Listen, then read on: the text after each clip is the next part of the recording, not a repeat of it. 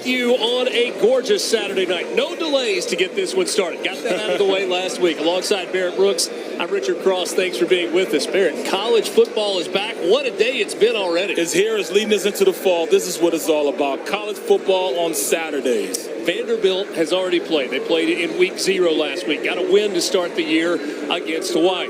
Their starting quarterback, A.J. Swan, was good. Hard to realize, kind of wrap your mind around it tonight. He's just making his 8th start. He's a young guy, but he's got some experience. Absolutely, but he is the leader of this team. He stepped into those shoes, and they put a lot of responsibility on him. He's calling the mic, means he's directing the offensive line. He's directing his offense, make sure everybody knows, and it stays on the same page. He's shown the ability to go out there in an RPO game, to take control of it.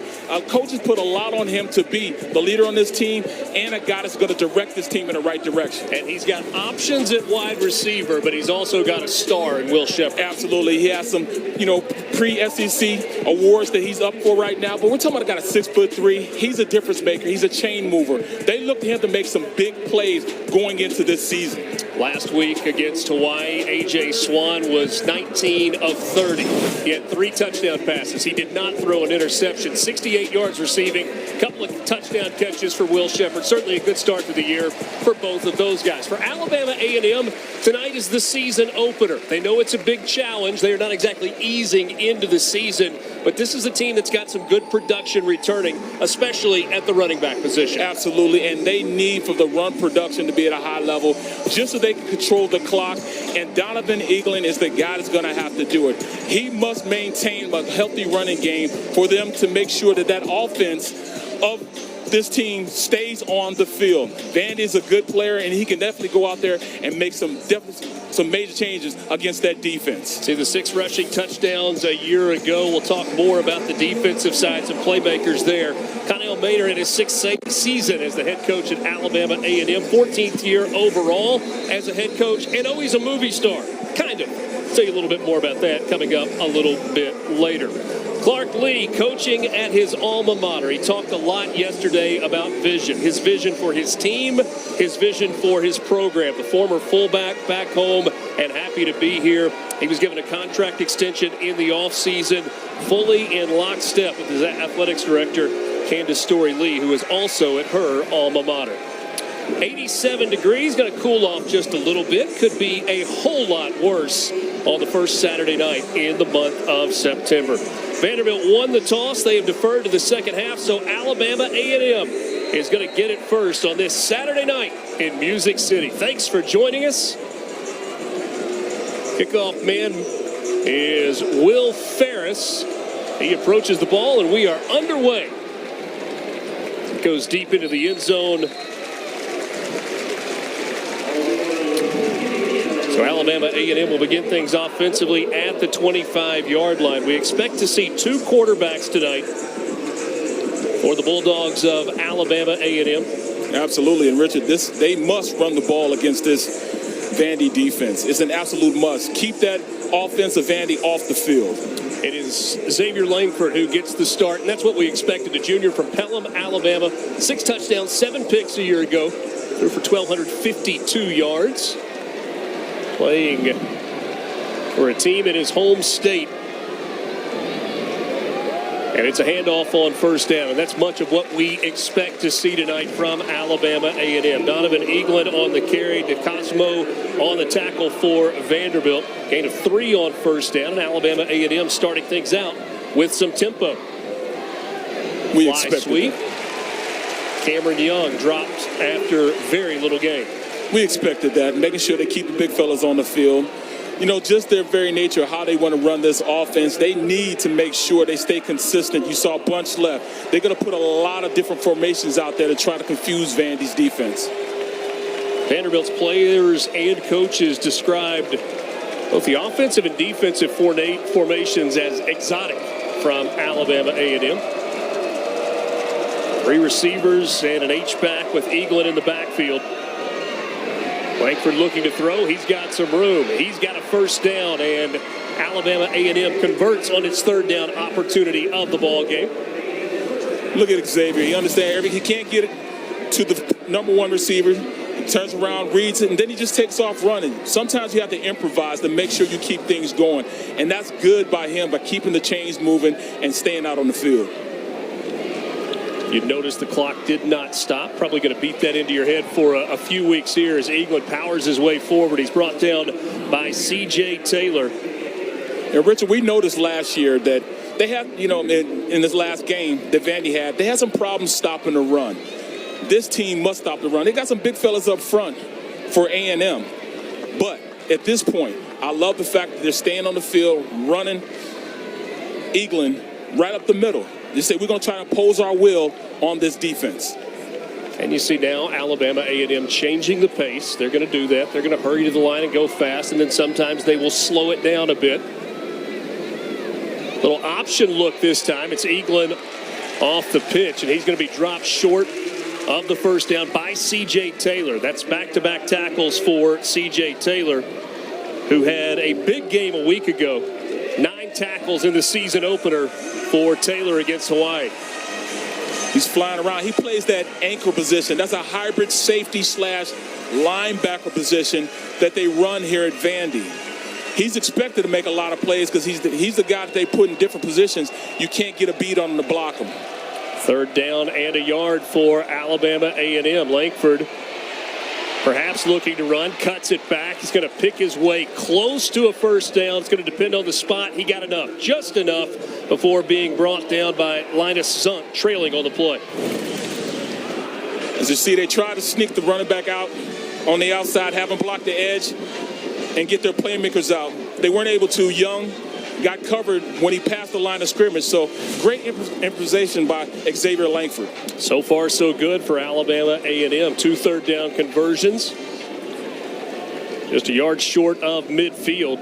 New running back in the game. Langford looking to take a shot. He overthrows everybody.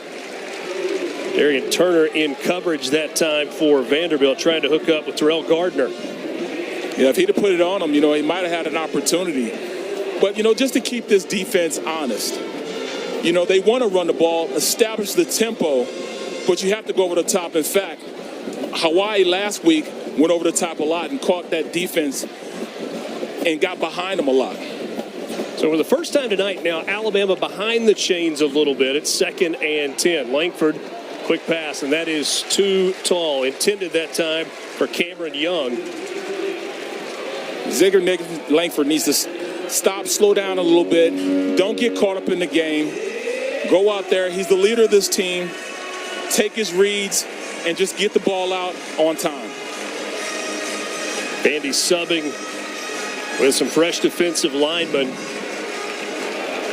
Bringing in Isa Wataha on the right side of that defensive line. A 3rd down and 10 for Alabama A&M. Already 2 of 2 on 3rd downs, and they want to talk about this before snapping the football. Yeah, a little bit of confusion. They're in 10 personnel, meaning they have 1 running back and the rest wide receivers, no tight ends, and they kind of confuse themselves.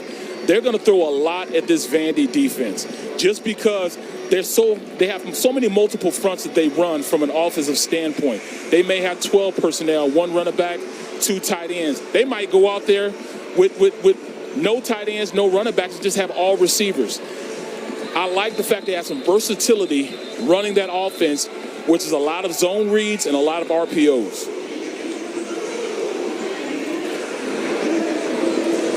3rd down and 10, just shy of midfield. Rich, I think that offensive line right now is really holding their own against this Vandy defensive line. Line of scrimmage certainly was going to be and is important in this game tonight. Size and athleticism advantage belongs to Vanderbilt, but a good start so far for Alabama A&M. So a 3rd and 10 here. Vanderbilt not showing it. We'll see if they bring pressure.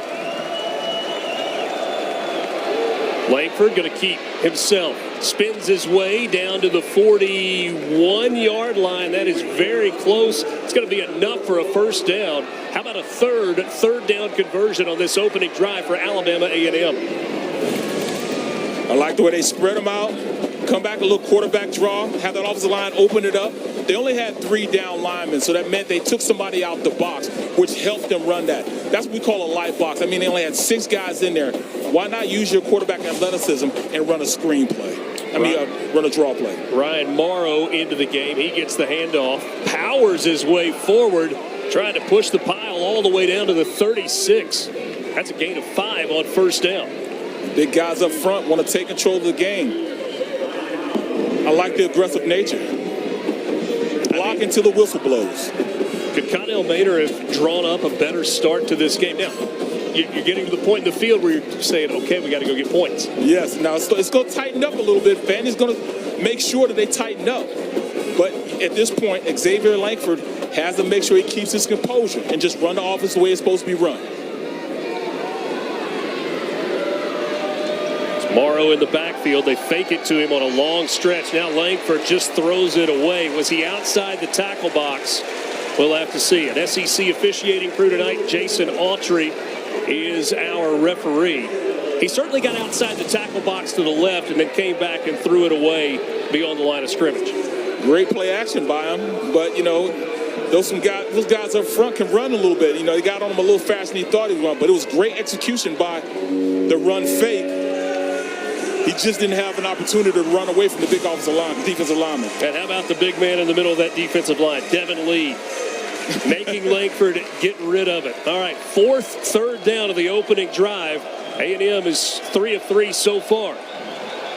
Langford throws, completes. That's another first down for the Bulldogs. Ryan Morrow on the catch out of the backfield. That was his first read. Getting outside, getting to the running back from out of the backfield. Leaks him out on the wheel route, gets it to him fast enough. Linebacker got caught inside on that play. Patterson has to make sure of his man-to-man. Go to your guy. This time it's complete to the tight end, Bryson Clark. All the way down to the 17-yard line. Good enough for another Alabama A&M first down. I love it, Richard. Right now, Xavier Langford's reading that they're in man-to-man, and that linebacker's getting caught inside.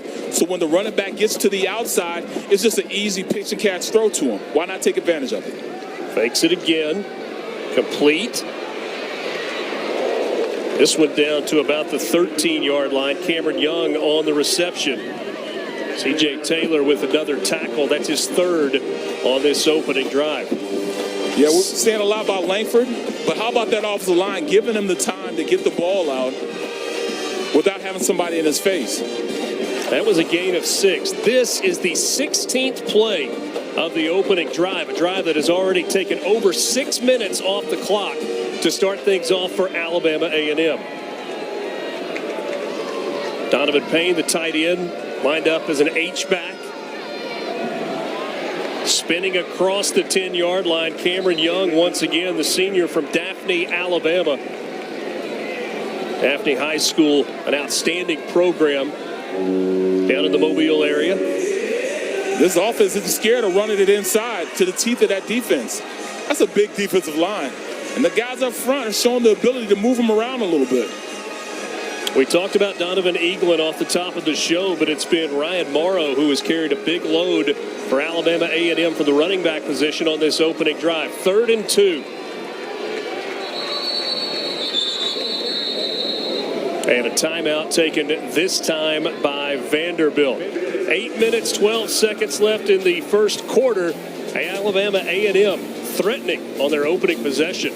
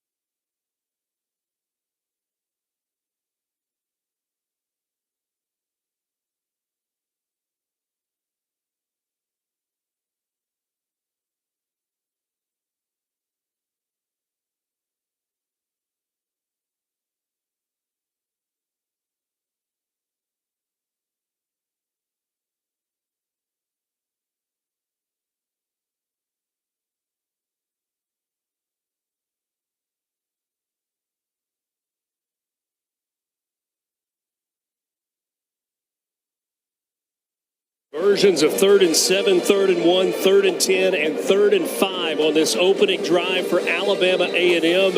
They are knocking on the door, but another 3rd down coming as we come back from Vanderbilt taking a timeout. Richard Cross, Barrett Brooks with you. This opening drive has been a work of art for Alabama A&M, but a big play coming up here is they want 7, not 3. Absolutely. I mean, this is why you play the game. You know, you think big guys beat up little guys. Well, this team is fighting right now. Here the 3rd and 2. It's a quarterback draw. Langford going to pick up another first down. First down and goal to go for Alabama A&M. Savion Riley, actually Jalen Mahoney on the tackle. So offensive lineman getting to the second level, blowing guys off the ball. You've got to think that at this point, Vandy's going to have to start blitzing. Man on man, A&M is beating them up front. Option look, Langford keeps it. He stood up at the 5-yard line after a gain of a couple on first down. Langston Patterson, the middle linebacker there, stepping up to make the tackle. It's almost as though the lack of respect by this A&M offensive line is pushing on this Vandy defensive line. Those guys are coming off. They're feeling something right now. They're saying, all right, we can compete in the SEC. Last week, Hawaii ran it for 40 yards, already 46, but not here as they stiffen with goal to go. A loss of almost a yard. At this point, A&M has to use a little bit more of that play design to get guys moved out a little bit, you know, because you can't just run in the teeth of that defense with the personnel package they had. You know, when you have big guys in there, they bring in their big guys. So maybe if they spread them out a little bit, give them more an opportunity to open up some running lanes. Quarterback draw has been good to A&M, but that gets harder to run in this area of the field, right? Everything's small. Everything's more condensed right now. There's not enough room to run around. Cameron Young in motion. Langford rolling to his left. He gets it out quickly. It's caught by Young, but it's short of the end zone. To Ricky Wright with a great open field tackle, and now it's decision time as Alabama A&M will send the field goal unit onto the field. Vanderbilt's to Ricky Wright. Yeah, trying to get off the field, and he went down in some pain. Yeah, Ricky Wright had a great game last week against Hawaii. Had 2 picks. His ability to come out, diagnose the play, get out there on sprint left option. You usually run sprint right option with a right-handed quarterback. They run sprint left option, try to sneak the running back into the flat. Wright was right there to make the play. Unfortunately, he's got injured on the play. You hope in the heat of the early season that you're just dealing with a cramp.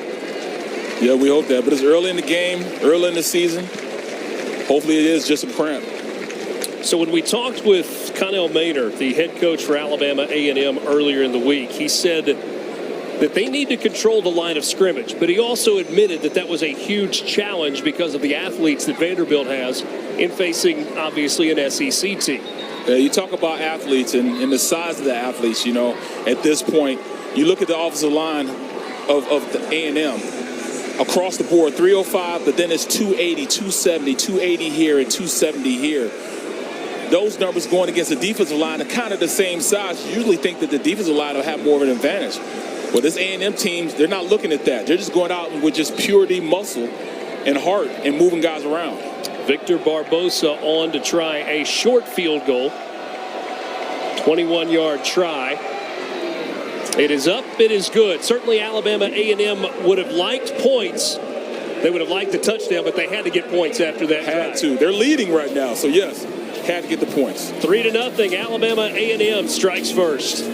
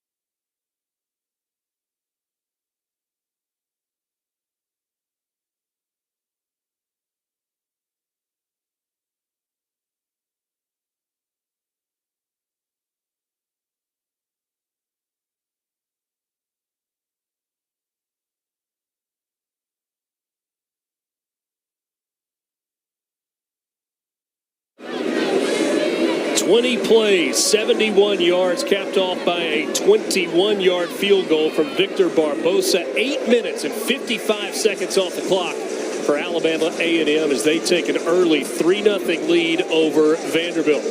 Alongside Barrett Brooks, Richard Cross with you in Nashville. A speedster, to say the least. Jaden McGowan back had a 97-yard kickoff return for touchdown against Hawaii last Saturday night. The great equalizer. It just you just can't keep up with the speed this kid has if he gets in the open field. You mean like right there on a shoestring tackle by the kicker? That was Luke Moffitt, last line of defense for Alabama A&M. Rich, he's gonna hear about this when he gets into the meeting. You can't let a kicker tackle you. He's got to make him miss. But the speed this young man has is unbelievable. Before you know it, he's past you and by you already. Luke Moffitt, this redshirt sophomore from Amory, Mississippi, saving the day after a 29-yard return from Jaden McGowan. So here's the first look at Vanderbilt's offense. You also see the shifting that Vanderbilt is going to see a lot of tonight from the defensive front from Alabama A&M. A handoff and a solid first down carry for Jamarian Smith. A.J. Swan, the quarterback for Vanderbilt, the sophomore from White, Georgia, and Cherokee High School, making his 8th career start, 10th game that he's played in. Over 1,500 yards, 13 touchdowns, and his accuracy is so good, just 2 interceptions. I'm looking at Gunnar Hansen just drive a guy back 10 yards down the field. That's why that run play was so successful. Drive blocking. Mano-a-mano up front. Patrick Smith fake to him and a flip out as big-time pressure that time intended for Logan Rye. That was Jamarian Ellis who put the pressure on Swan and made him get rid of it sooner than he would have liked. Let's see where Swan's going to go with this. Do you go to Mr. Reliable Shepard, or do you continue to run the ball saying, all right, my big offensive line can move your smaller defensive line? See Will Shepard. Alabama A&M drops back. Vanderbilt will run it. It's Smith across the 40, spins his way across the 35 for a first down, dropped at the 34-yard line. Patrick Smith brought down. Just easy. Put your big guys on their little guys. Just drive them out. Create running lanes for the running back. Patrick Smith should be able to run that all day. Simple as playing football. Zone left, zone right. It was Ezio Mumi who on the tackle for Alabama A&M. Gain of 11. New set of downs for Vanderbilt in Alabama A&M territory. Commodores trying to answer the opening points from the Bulldogs, and this time pressure, and Smith is dropped for a loss in the backfield. Xavier Billingsley and Dorian Wesley. I think this was a miscommunicated call by the offense because they let 2 guys free on the inside. The center went the wrong way on that play, which allowed those guys to get up the field and make a play. Patrick Smith is slow getting up. In fact, he is still on the ground after a loss of 5 on the carry. They definitely don't want this. This young man has the ability to be a game changer, a game breaker. Trainers appear to be looking at the left arm of Patrick Smith. Clark Lee comes out to check on his starting running back as well. Yeah, when you watch these offensive line come to the sideline, those guys are discussing what happened on the play, and it was a miscommunication. Center goes to the left side, and everybody else going right. You leave 2 people free there. Appear to be checking on that left shoulder of Patrick Smith. He'll head to the injury tent, and Vanderbilt's now got 2nd and long, 2nd and 15 after the loss of 5. That's going to bring Chase Gillespie into the game for Vanderbilt at running back. Sophomore from Tallahassee a year ago. Limited action, 118 yards, played in just 4 games and redshirted.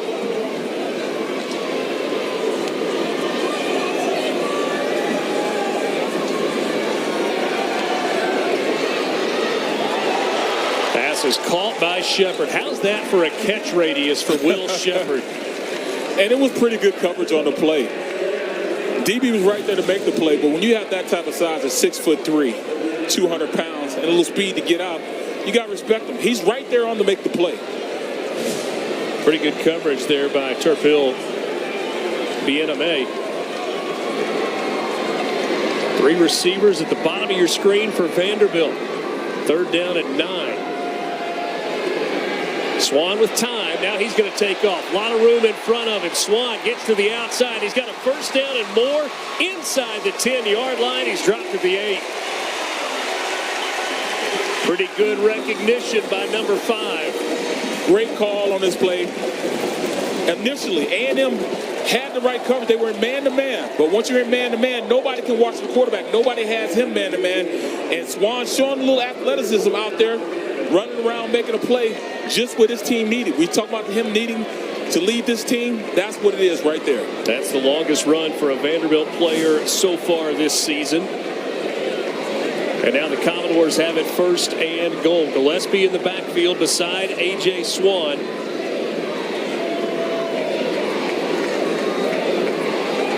And Gillespie gets it to the outside. He's dropped at the 6-yard line. Outside run play is nothing but zone right.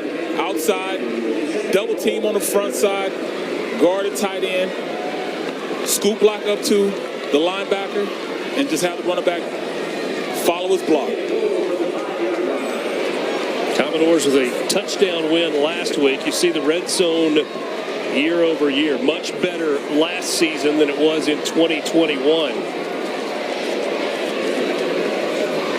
Closing in on the 2-minute mark in the opening quarter. The handoff is underneath to the Gillespie, and there's just no room there. Talked about it on the other end of the field. Real estate gets really hard to come by once you get down inside the 10-yard line. Everything shrinks. You're in a small box now. So the room you had on the outside when you're in the middle of the field, it closes down in the red zone. That's when you as a player got to follow your read, follow your keys, and that's exactly what Cortez did on the play. Vanderbilt inside the 20 twice last week. Both times they came away with touchdowns.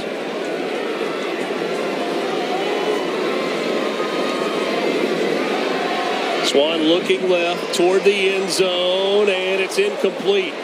Trying to get it that time to Gamarion Carter. Great athleticism on the outside.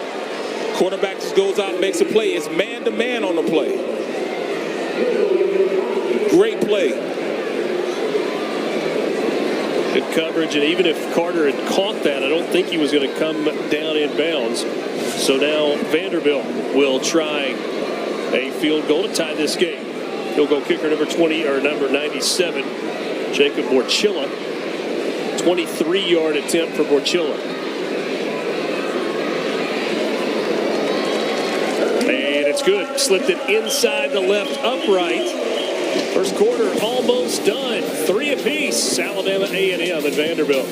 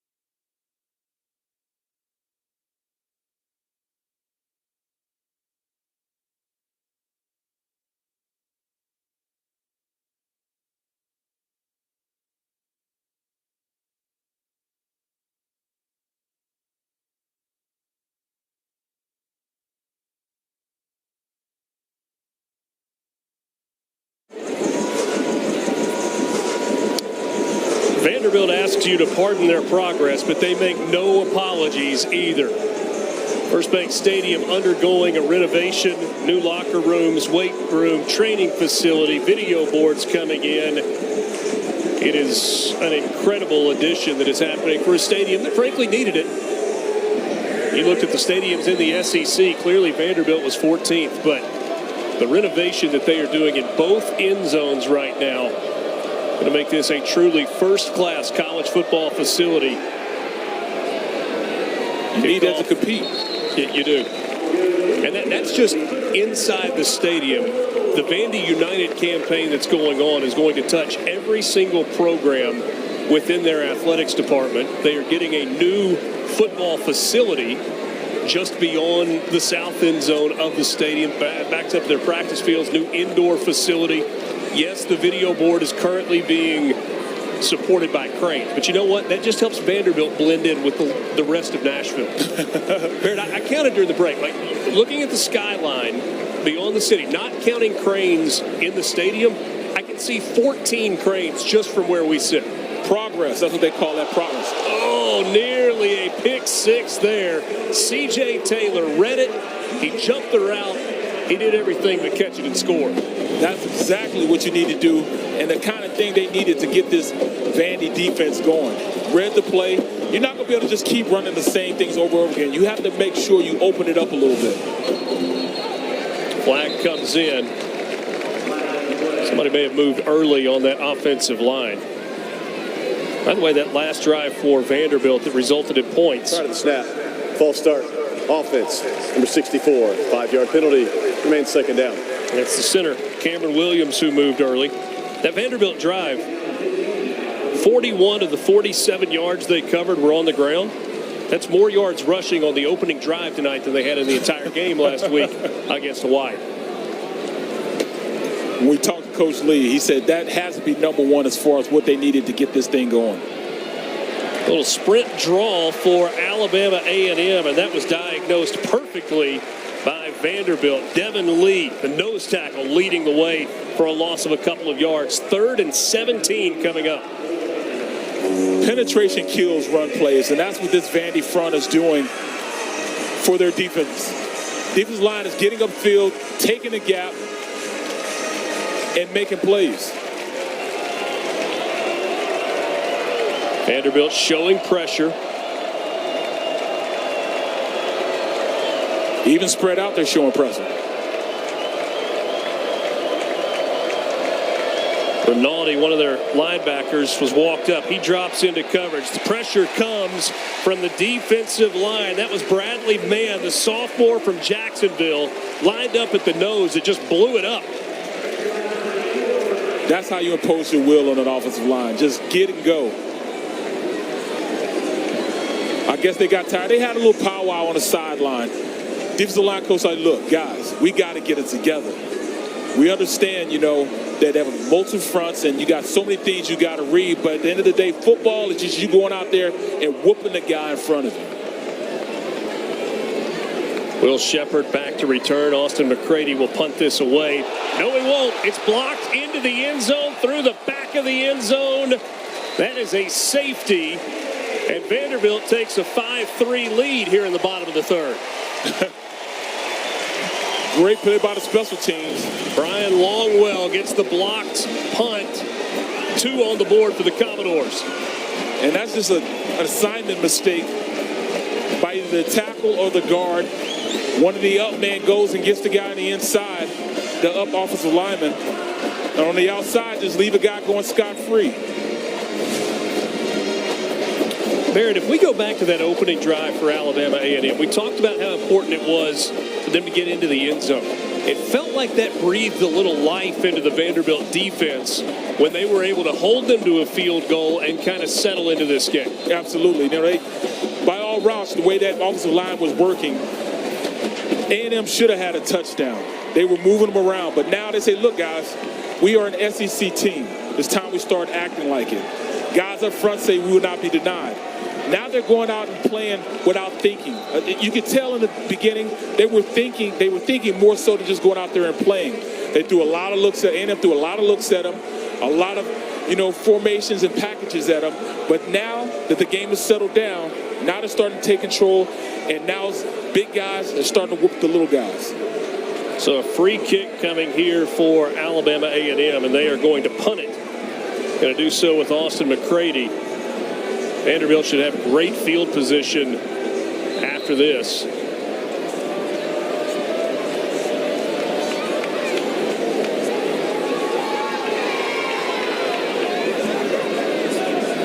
McCready hits a high spiraling kick. That's Jaden McGowan on the return. And Vanderbilt will start this possession from the 43.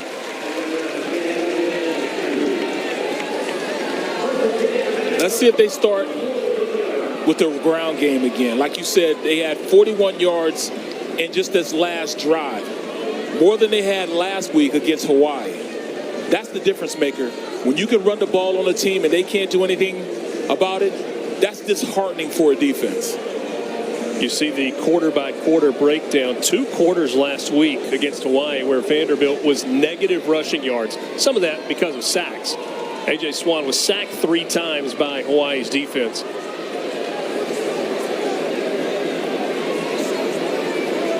Gowan, Commodore in motion there. So 3 receivers to one side of the formation.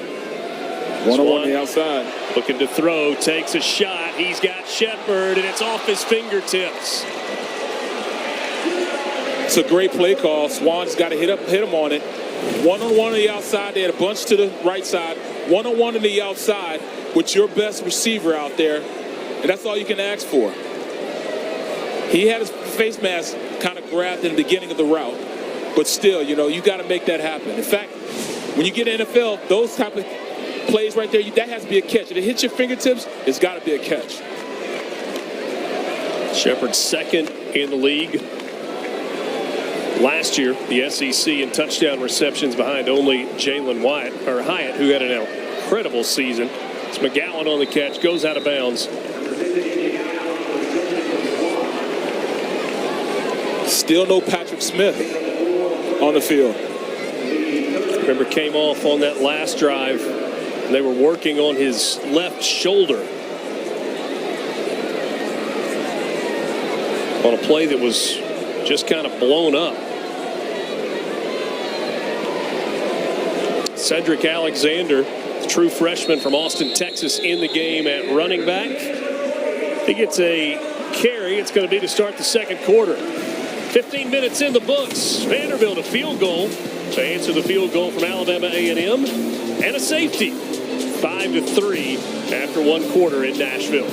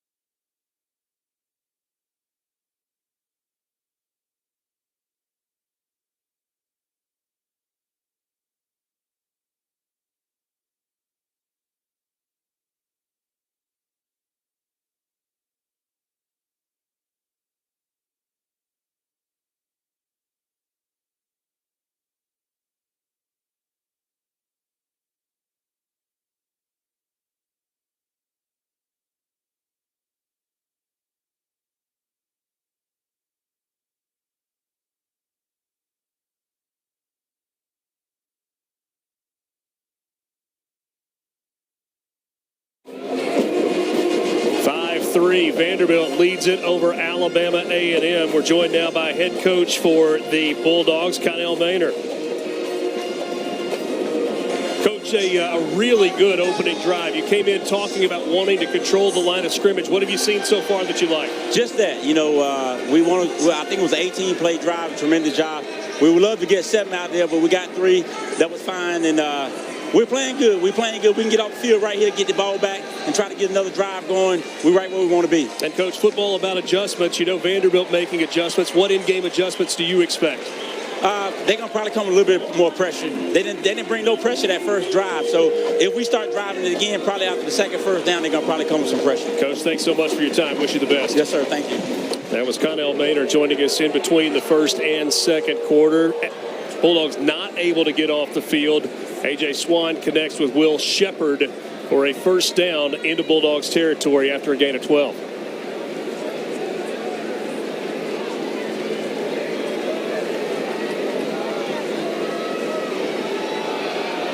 Straight run this time, a good penetration into the backfield. Dorian Pickett from his nose tackle spot.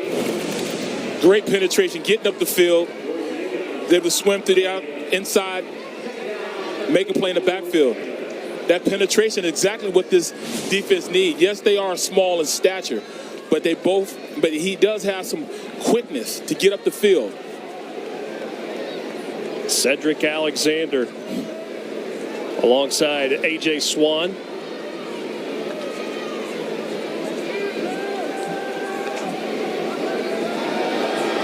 Swan with time across the middle, but that one sails on him. Closest player to it was Amari Pate. And I think right now, when you look at their defense, A&M is starting to slant guys more. You know, before they were kind of trying to play up front because they had some control over that offensive line. Now they're starting to slant a little bit, bring guys from the outside. This is helping them and getting up the field and creating havoc. Now they're starting to touch Swan a little bit. And you don't want your quarterback to start seeing ghosts. Good news for Vanderbilt. Number 4 back in the game. Patrick Smith, who was banged up a little while ago. Third down at 12 for the Commodores.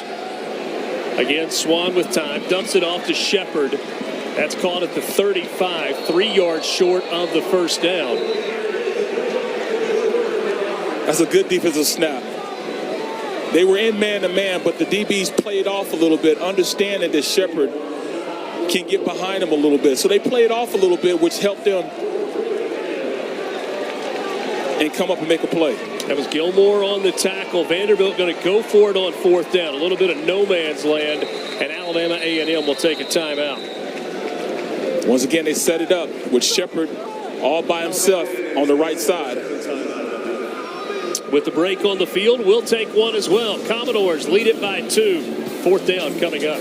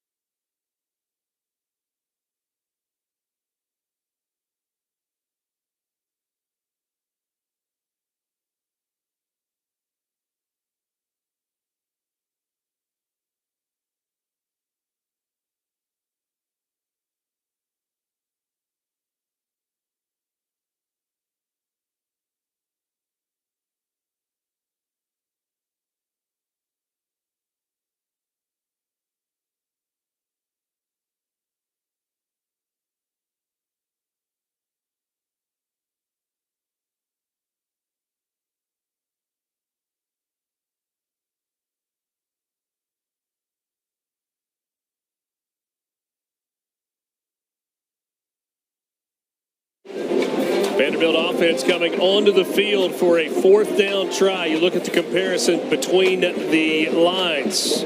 Vandy averaging 6'5", 3 1/4. How about 6'1", 251? At least with the starter. That's not 251 there in the middle of that defensive line. Well, I'm going to tell you this. That's definitely not 251. But I tell you what, I think the Vandy's going to try to run the rock on them. Shift up front. Swan looks to the sideline. Sure, with a big physical receiver like Will Shepard? Check with me. They're bracketing. Swan looks to throw. Pass is nearly picked off and should have been. And if Caleb Dawson had caught that ball, he'd still be running. Absolutely. But if you look on where Shepard was, he actually got hit before the ball was in the air. I mean, while the ball was in the air. So it should have been pinned on the side, to the opposite side, yes. So Vanderbilt now 1 for 4 on the season on 4th down, and on all 4 4th down opportunities, they tried to convert through the air. That's why they should have ran the ball.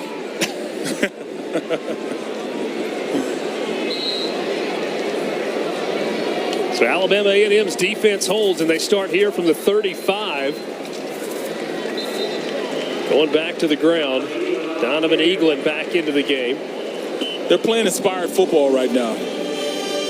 They are down by 2 points to an SEC team.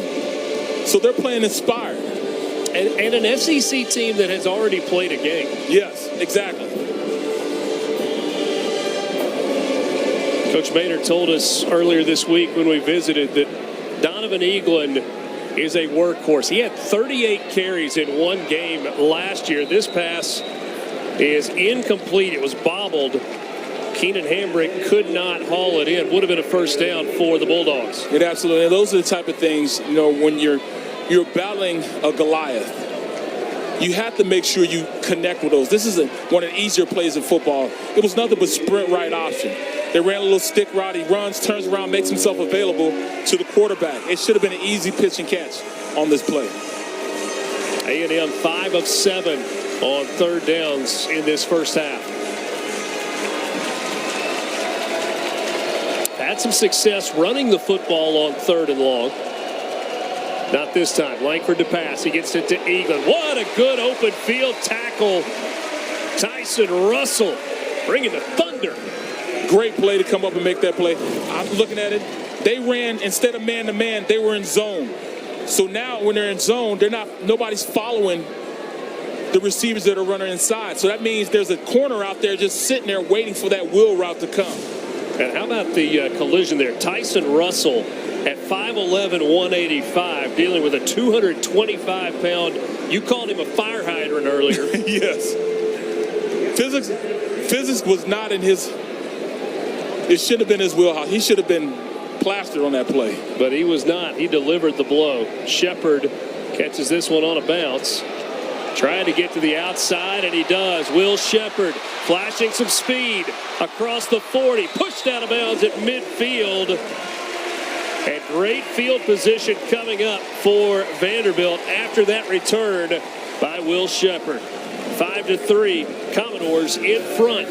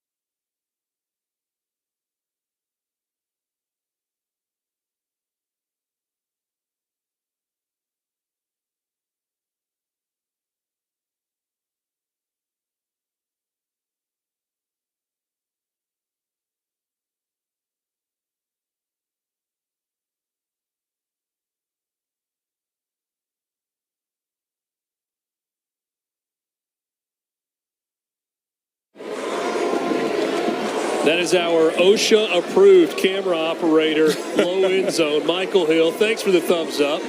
Great work by Michael. And how about our buddy Dirk Davenport? He's on the scissor lift, hard hat, safety vest. That's progress. Richard, is progress. You know, you want to bring these athletes in, you got to make sure that you have the facilities to accommodate them. Dirk told us it was a boogie Saturday night in Nashville. Swan being pressured to the outside. Lets it fly, just throws it away. Good pressure up the middle that time, pushing Swan to the outside on the first down play. Heating him up a little bit, you know, bringing the blitz from the inside, making Swan move and get off his spot. And it's worked for him, you know. Outside of him being on the outside, he hasn't been able to really complete accurate throws. Swan just 4 of 10 for 30 yards so far tonight. The punt returned by Will Shepard was 40 yards, set Vanderbilt up in plus territory to start this drive. Gillespie on the carry. Good hold, a good gain on second down. Cortez Andrews on the tackle. Yeah, just go back to basics, you know. Stop being pretty and wanting to throw the ball. Just run the ball, you know.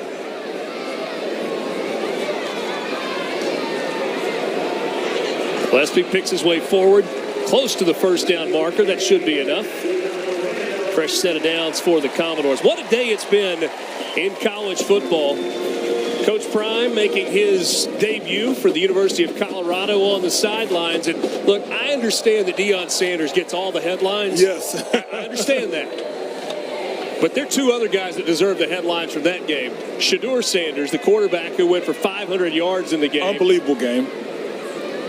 And Travis Hunter, 2 years ago, the #1 high school player in America, went to Jackson State to play for Deion Sanders.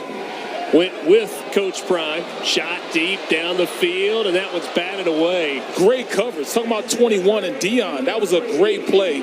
Stride for stride. Anthony fielding with London Humphreys all the way down the field. And that's just you understanding, all right, you might be an SEC team, but I'm out here trying to prove that I belong on this football field.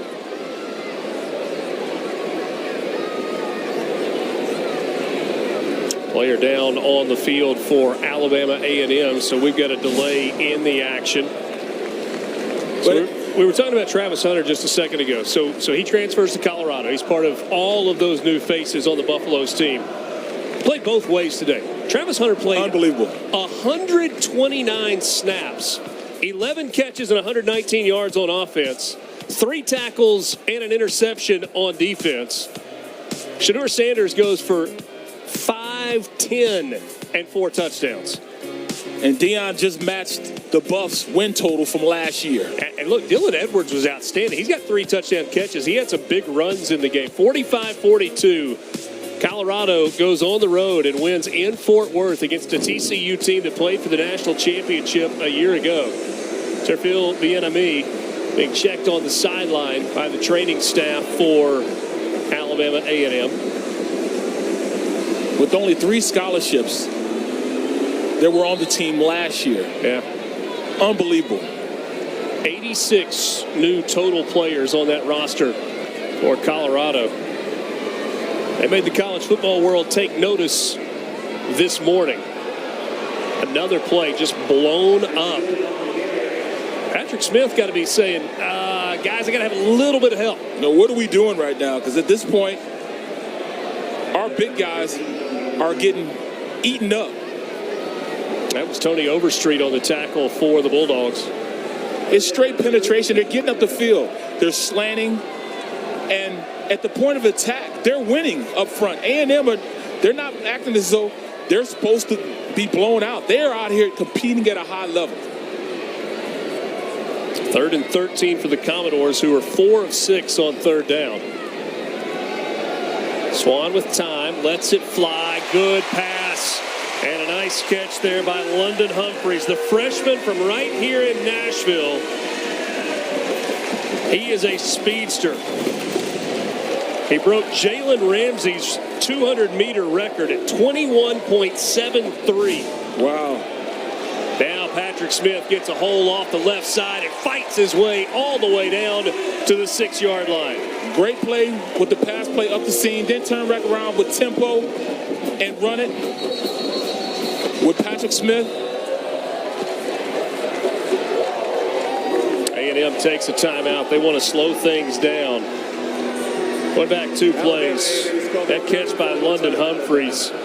We had a true freshman who has worked his way into the rotation at wide receiver. Had a touchdown catch last week in his college football debut. But it was a great pass. You know, back shoulder throw, up the seam, turns around and catches it, knowing that the safety's over the top and there might be a possibility that he might get hit. Great play by the freshman.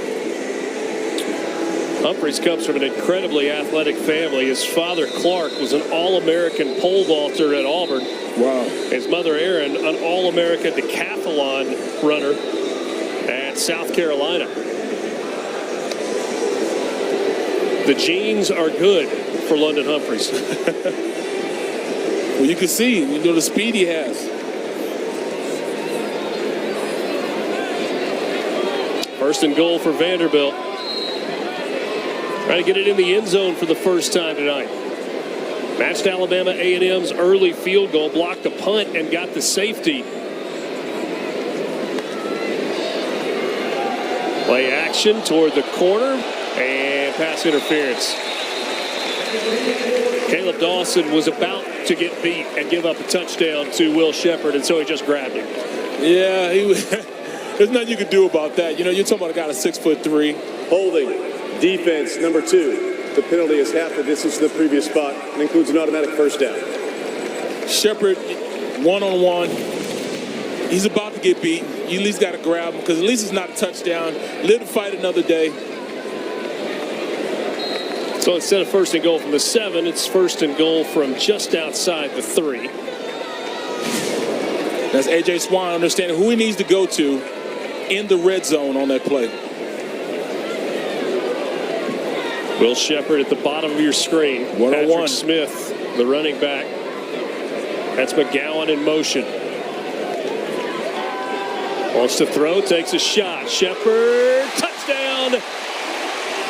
His 3rd touchdown reception of the season. When you get one-on-one for Will Sheppard, A.J. Swan throws him the football. And should have been a safety over the top. You got to understand who you have as far as personnel on the outside. Look how wide it is. He could have had an inside release, and the DB played it right. You can't let him release to the inside. But then you throw it out. He's taller than Sheppard's taller than the DB. It was just a bad play, bad call by the defense, and Sheppard won. Will Sheppard, a preseason All-SEC wide receiver. The extra point is good from Borchilla.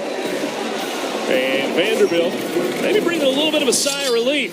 They put 6 on the board. Will Sheppard with his 3rd touchdown catch of the year.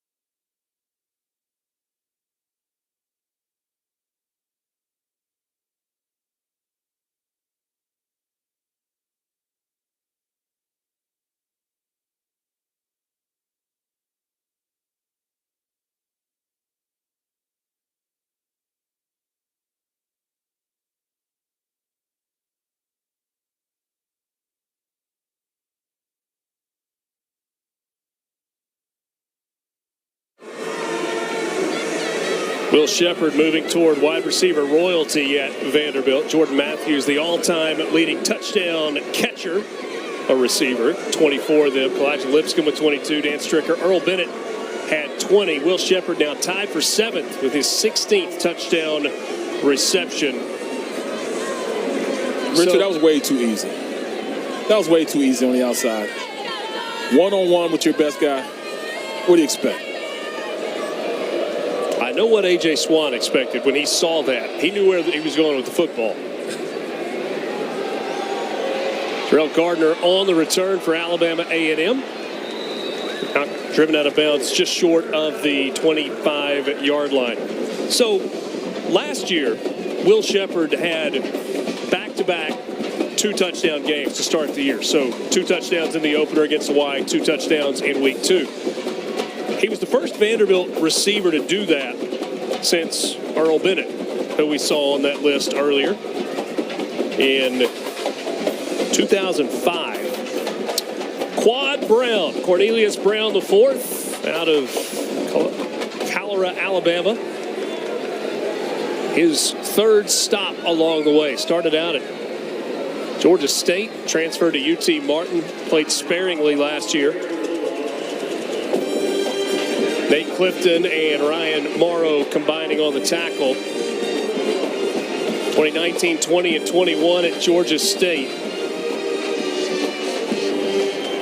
Cornelius Brown in those 3 seasons threw for just shy of 3,000 yards combined.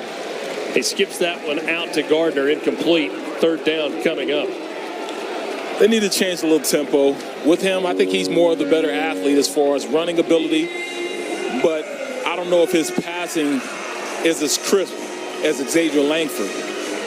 But he does have that aspect in the running game that they can use.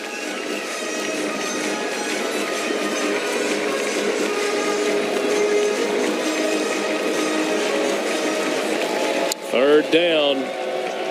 A&M 0 for its last 3. After starting the game 5 of 7 on 3rd down, this pass is bobbled and it's intercepted. On the interception, Nate Clifton, the grad student from Laverne, Tennessee, Brentwood High School, comes up with a pick off the bobbled ball. Great play. They sit back in zone, and the linebacker just sits there. Brown throws it a little too hard on this play.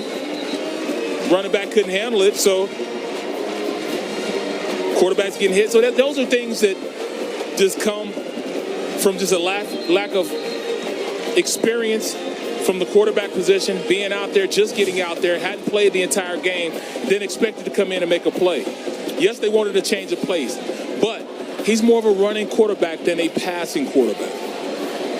Trudell Berry applied the pressure on Brown, and then Clifton with the interception.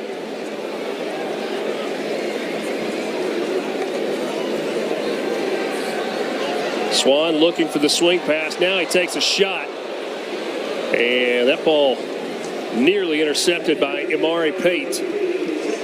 We talk about opportunities. That should have been an opportunity of a pick 6. You've got to take advantage of opportunities like that. Pate got his hands on it, couldn't haul it in. Not the best night throwing the football for A.J. Swan, and he's had some time. Just 6 of 14. He does have the 1 touchdown pass to Will Shepard.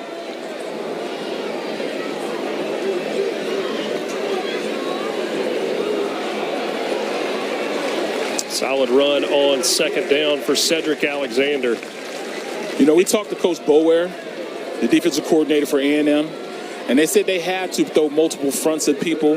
But I think he's settled down right now. And they're playing zone because they don't believe in the arm of Swan right now. I think that they think their front 4 can get up the field and create pressure. And Swan, he's not at this point as accurate as we thought he was going to be.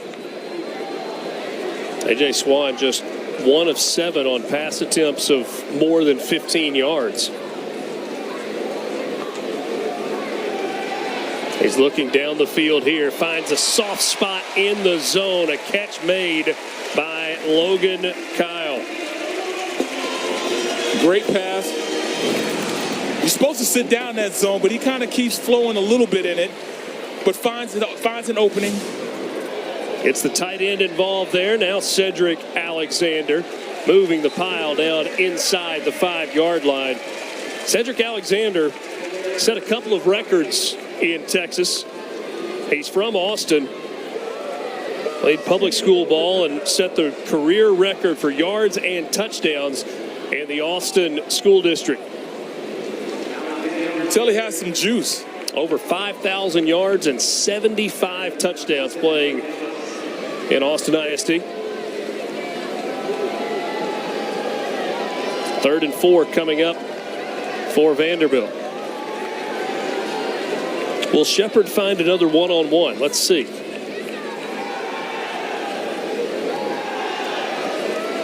I think they discussed that on the sideline. Got Will Shepard, top of your screen, part of that bunch formation. Sherrill in motion. Swan with time toward the end zone. Intercepted. It's taken away by Caleb Dawson. He wants to bring it out. Maybe not the best decision. Still on his feet. He's dropped at the 7-yard line. And Alabama A&M turns Vanderbilt away in the end zone. Way to make a play. Great play. Undercut the route.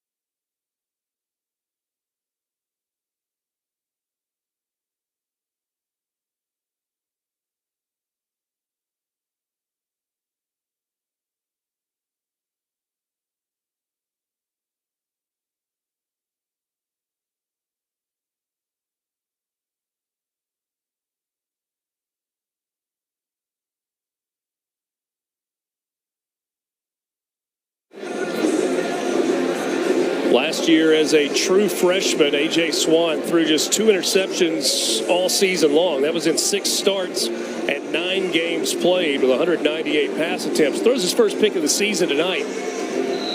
Barrett, you watched A.J. for this game tonight. It's almost like it feels like the picture is just a little blurry for him right now. Yeah, Coach Bower, the defensive coordinator for A&M, I think he went into this game really respecting his ability to be on point with his throws. But as the game has progressed, you can see there's a little lack of respect.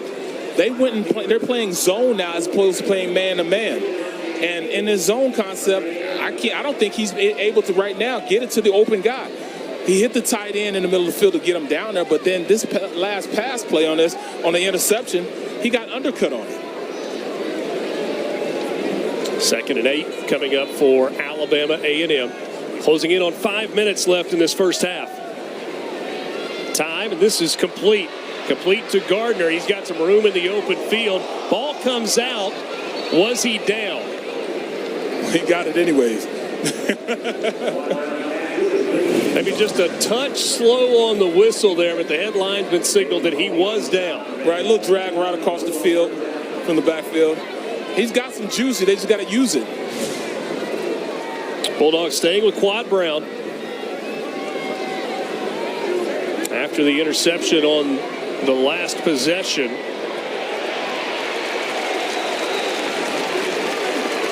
Sprint right option. And that's all it is right now. Just calm down, make plays. That's all both quarterbacks have to do. Is just calm down and make plays. Now it's Brown. Langford, he had to settle down a little bit. Football is football is football, no matter what level we're in. I ran the same plays when I was in Pop Warner all the way up into the NFL. They just name them different. Do you still wear your Pop Warner Super Bowl ring? No, I wear the jersey. I was this size when I was Pop Warner. Like Andy Reid in those punt, pass, and kick videos. Boy, good job avoiding pressure. And a frozen rope to Gardner that time. Quad Brown flashing off the arm on that throw. Game 11. That's his game. Get him out in space. Let him use his athleticism to throw the ball on the outside. Tempo this time from A&M, and this one goes nowhere as Moffitt is handled by Thomas and company. Yeah, you get a little pressure on him. He gets outside the pocket. They bring in an AA blitz, a double A blitz, runs out, sees the receiver, and he just throws it right down. I mean, that was a laser to the receiver. Loss of a couple, 2nd and 12. Alabama A&M would love points on this drive. Maybe as much getting this game to halftime with a single-digit deficit would be a huge win for the Bulldogs. And I don't mean moral victory. I mean in terms of game plan. They said they wanted this to be a game into the second half, and then we'll see what we can do. You know, we talked to Coach, and Coach said, at the end of the day, all you guys say that you're FBS talent. Well, it's time to go out and show. Everybody believes they are. Exactly. Everybody believes they are. Well, it's time you go out and show that you are. Go out and make plays. They put their pants on just like you put yours on. They lace theirs up just like you lace your shoes up. Go out there and play. Sometimes it's just hard. You still got to play the game. 3rd and 11.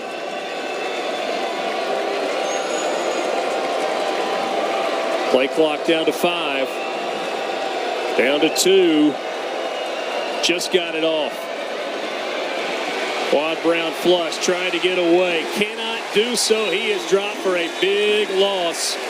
Back at the 24-yard line. And it's punt time for the Bulldogs. There was a lot of indecision on the play. Watch how guys are running routes.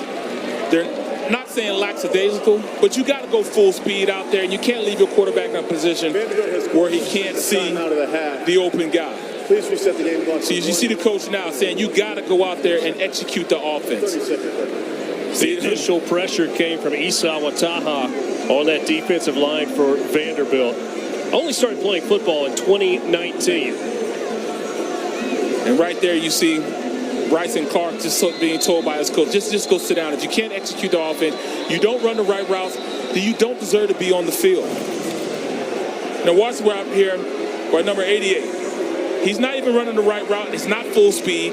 You got to make sure that even if you're not running the right route, you got to go full speed. You got to act like you know what you're doing out there. I play with plenty of guys, you know, that Nate Washington, when I was with the Steelers, he didn't know the offense, but everything he did was full speed. It'd be a slant play he's supposed to run. He'd run a go. He'd be wide open. They throw it to him in practice. Like, coach, hey, I didn't know what I was supposed to do. Hey, you ran full speed. End up making a team because of it. Run full speed. Better protection this time, and a monster punt by McCready. That's Jaden McGowan this time back to return the punt. This is actually the best field position that A&M has allowed that offense, Vandy's offense, to start in. From an A&M perspective, yes. They've actually pushed him back a little bit. Absolutely. 56-yard punt, 7 on the return. A.J. Swan and the offense back out onto the field. See that first drive, 10 plays, 47 yards, had the field goal. Did not convert on fourth down, had the touchdown on their third drive, and then Swan picked off in the end zone. It was a big defensive play because it felt like Vanderbilt had kind of taken over the momentum in this second quarter. They fought back. Talking about exotic. Look at that formation. Vanderbilt 1 timeout remaining. Swan pump fake, and he slides. Did not want a head-to-head meeting there with Hayden Aniagor Guilford. It's a 2-man rush. Spied to beat the nose guard.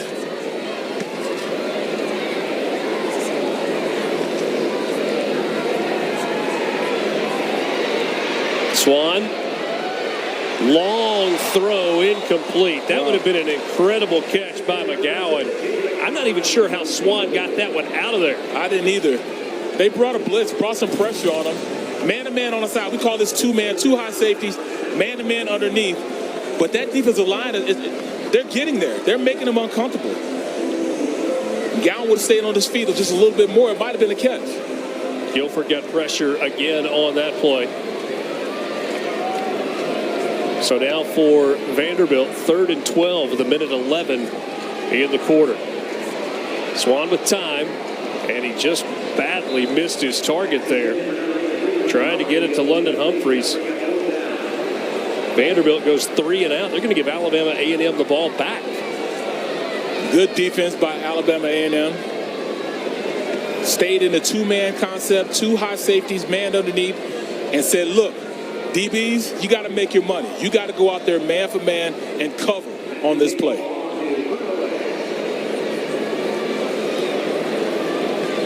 Preseason All-American or not, you got to make sure you cover Will Shepherd. Hayball is a weapon for Vanderbilt. The punter going to try and pin Alabama A and back. Hits a high driving spiral. That drives Terrell Gardner back. He has to call for a fair catch. Matthew Hayball on the Ray Guy watch list. 2nd in the SEC in punting last year, behind only Kai Kroger at South Carolina. That time 53 yards with no return. I would rather bring him up to play with the Eagles at this point. They don't have a punter on the roster. I mean, he's on a practice squad, but they don't have a punter on the roster. So that's a lost art these days, because you can flip the field with great punting.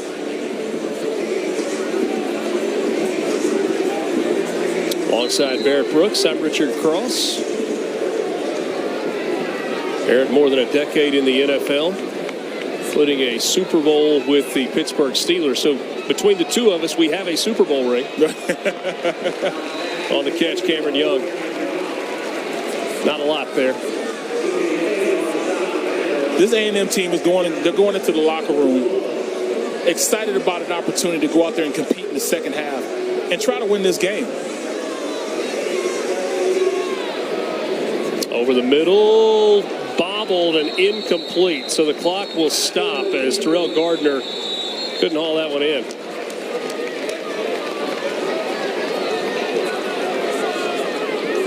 Brown is able to give him a spark. Cornelius Brown is running around trying to make plays. The first quarter of this game went by in the blink of an eye. There were a total of 3 possessions. Long A&M drive, long Vandy drive, and then a short drive that took us to the quarter break. Second quarter, a little bit different story. Yeah. Sprint draw out to the 30. That's going to be short of the first down. Will Vanderbilt use its final timeout? Yes. I would also. I mean, with a return game like the Commodores have got, no doubt. Exactly. Let your playmaker put you in a position. Will Shepherd has shown the ability to go out and have some chunk yardage in the return. And the blocking that he's had has been great. You know, even when somebody breaks free, they still can go down and shield. It's almost like they're blocking them out before they get down to Will Shepherd.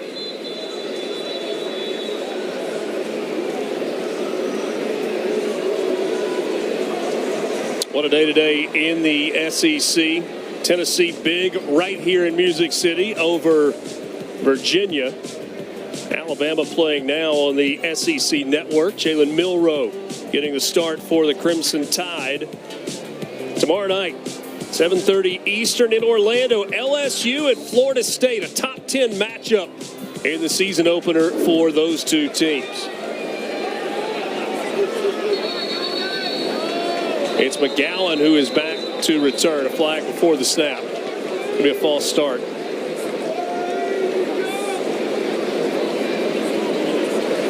Prior to the snap, false start, offense, all 11 players never came set. 5-yard penalty, remains 4th down. Jalen McGowan returned a kickoff last week. Yeah. It's a lot of speed back there. But I was going to ask you a second ago if you'd put Will Shepherd back or McGowan back. We've seen both of them on punt returns. Shepherd had the big return early. Looks like Clark Lee, though, opting for speed here, and he's got it in McGowan. That 97-yard kickoff return last week against Hawaii was tied for the 4th longest in school history. Won the game for him. Vanderbilt brought pressure. McGowan driven back to the 20. Looking for some space. He does not find it. Good coverage down the field that time as Cortez Andrews makes sure that McGowan goes nowhere. 54 yards on the punt, just 2 on the return. Great coverage. Great coverage. This could have really been something if McGowan would have been able to just have just a little bit of separation. The speed kills. He's definitely somebody that can make an impact at the return game. And that's why they put him in a punt. You know, he's usually a kickoff return. They put him in a punt because I guess they don't think they're going to get many opportunities to return kickoffs with this Alabama A&M team.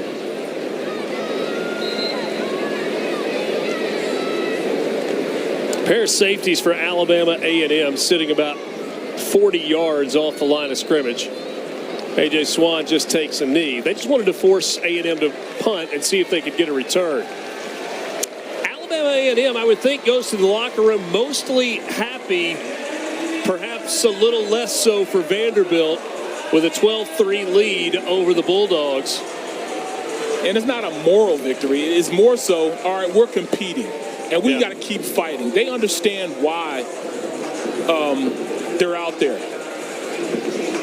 A 9-point lead for Vanderbilt at the half. Commodores get the ball first in half number 2. Beautiful night in Nashville and a tight game at First Bank Stadium.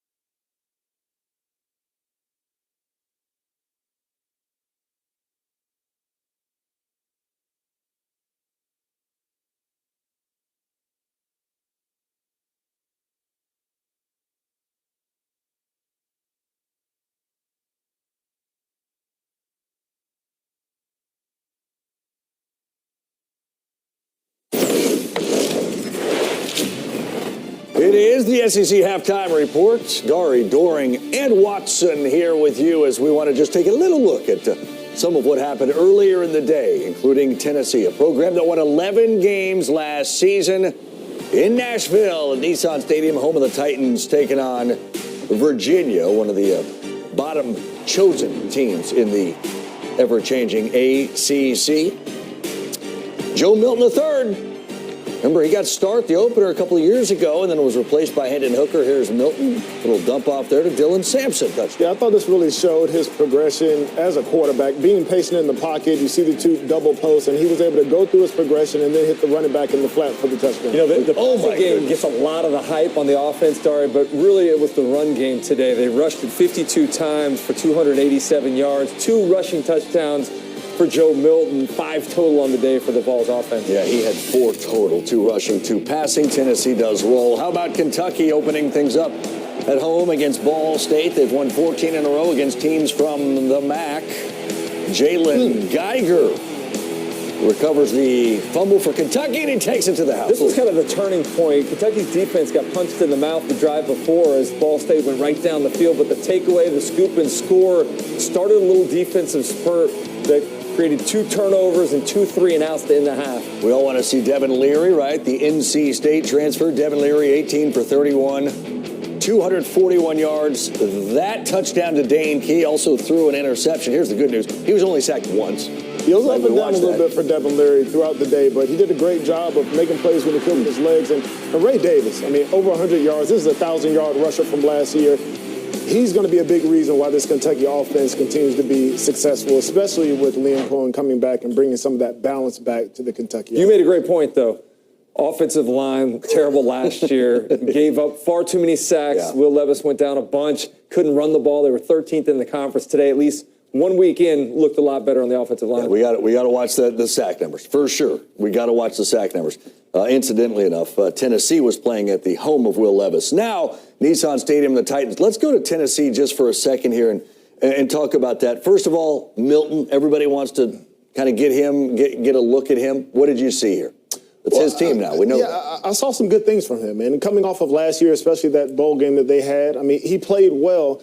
The question I had coming in was how accurate could he be? We know he's got an arm talent that is tremendous. He overthrows the ball sometimes, but he had some tremendous deep ball throws. One of them was dropped during the game. But he also showed patience in going through his progressions, especially on that first touchdown. They get the ball at the beginning of the game, go 8 plays, 62 yards. He takes him right in for a touchdown. I think I saw a lot of positive things from Joe Milton. They can help him out again by running the football, which they want to do. But I think the thing that I had my eye on today, in addition to Milton, was the defense. The defense was bad the last couple of years against the pass. Today, the defensive line controlled the line of scrimmage, 11 tackles for loss, 4 sacks. They were able to get after the quarterback all day long and really limited what Virginia could do offensively. Very few yards, very few opportunities to put points on the board. So I thought it was an all-around, really well-played game by the Vols as a whole. By the way, everybody yes, Nico Iamaleava came in 2 for 3, 11 yards, had an 8-yard run as well. Everybody's going to be watching for number 8. They chanted his name.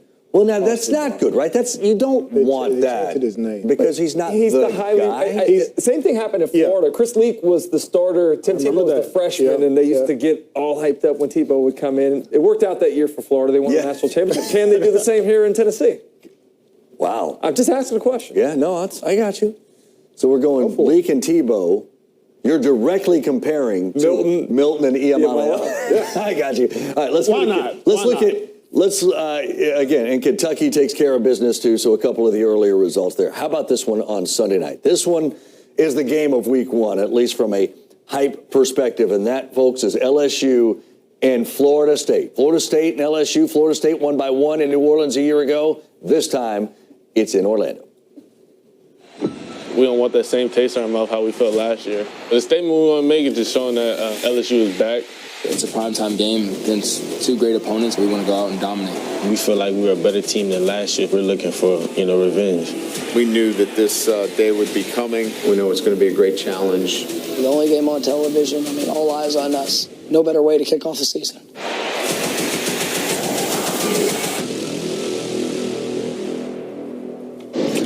And Brian Kelly, you referenced this last night. Brian Kelly on his radio show this week said we're going to beat the heck out of Florida State. That's That's brave. Yeah.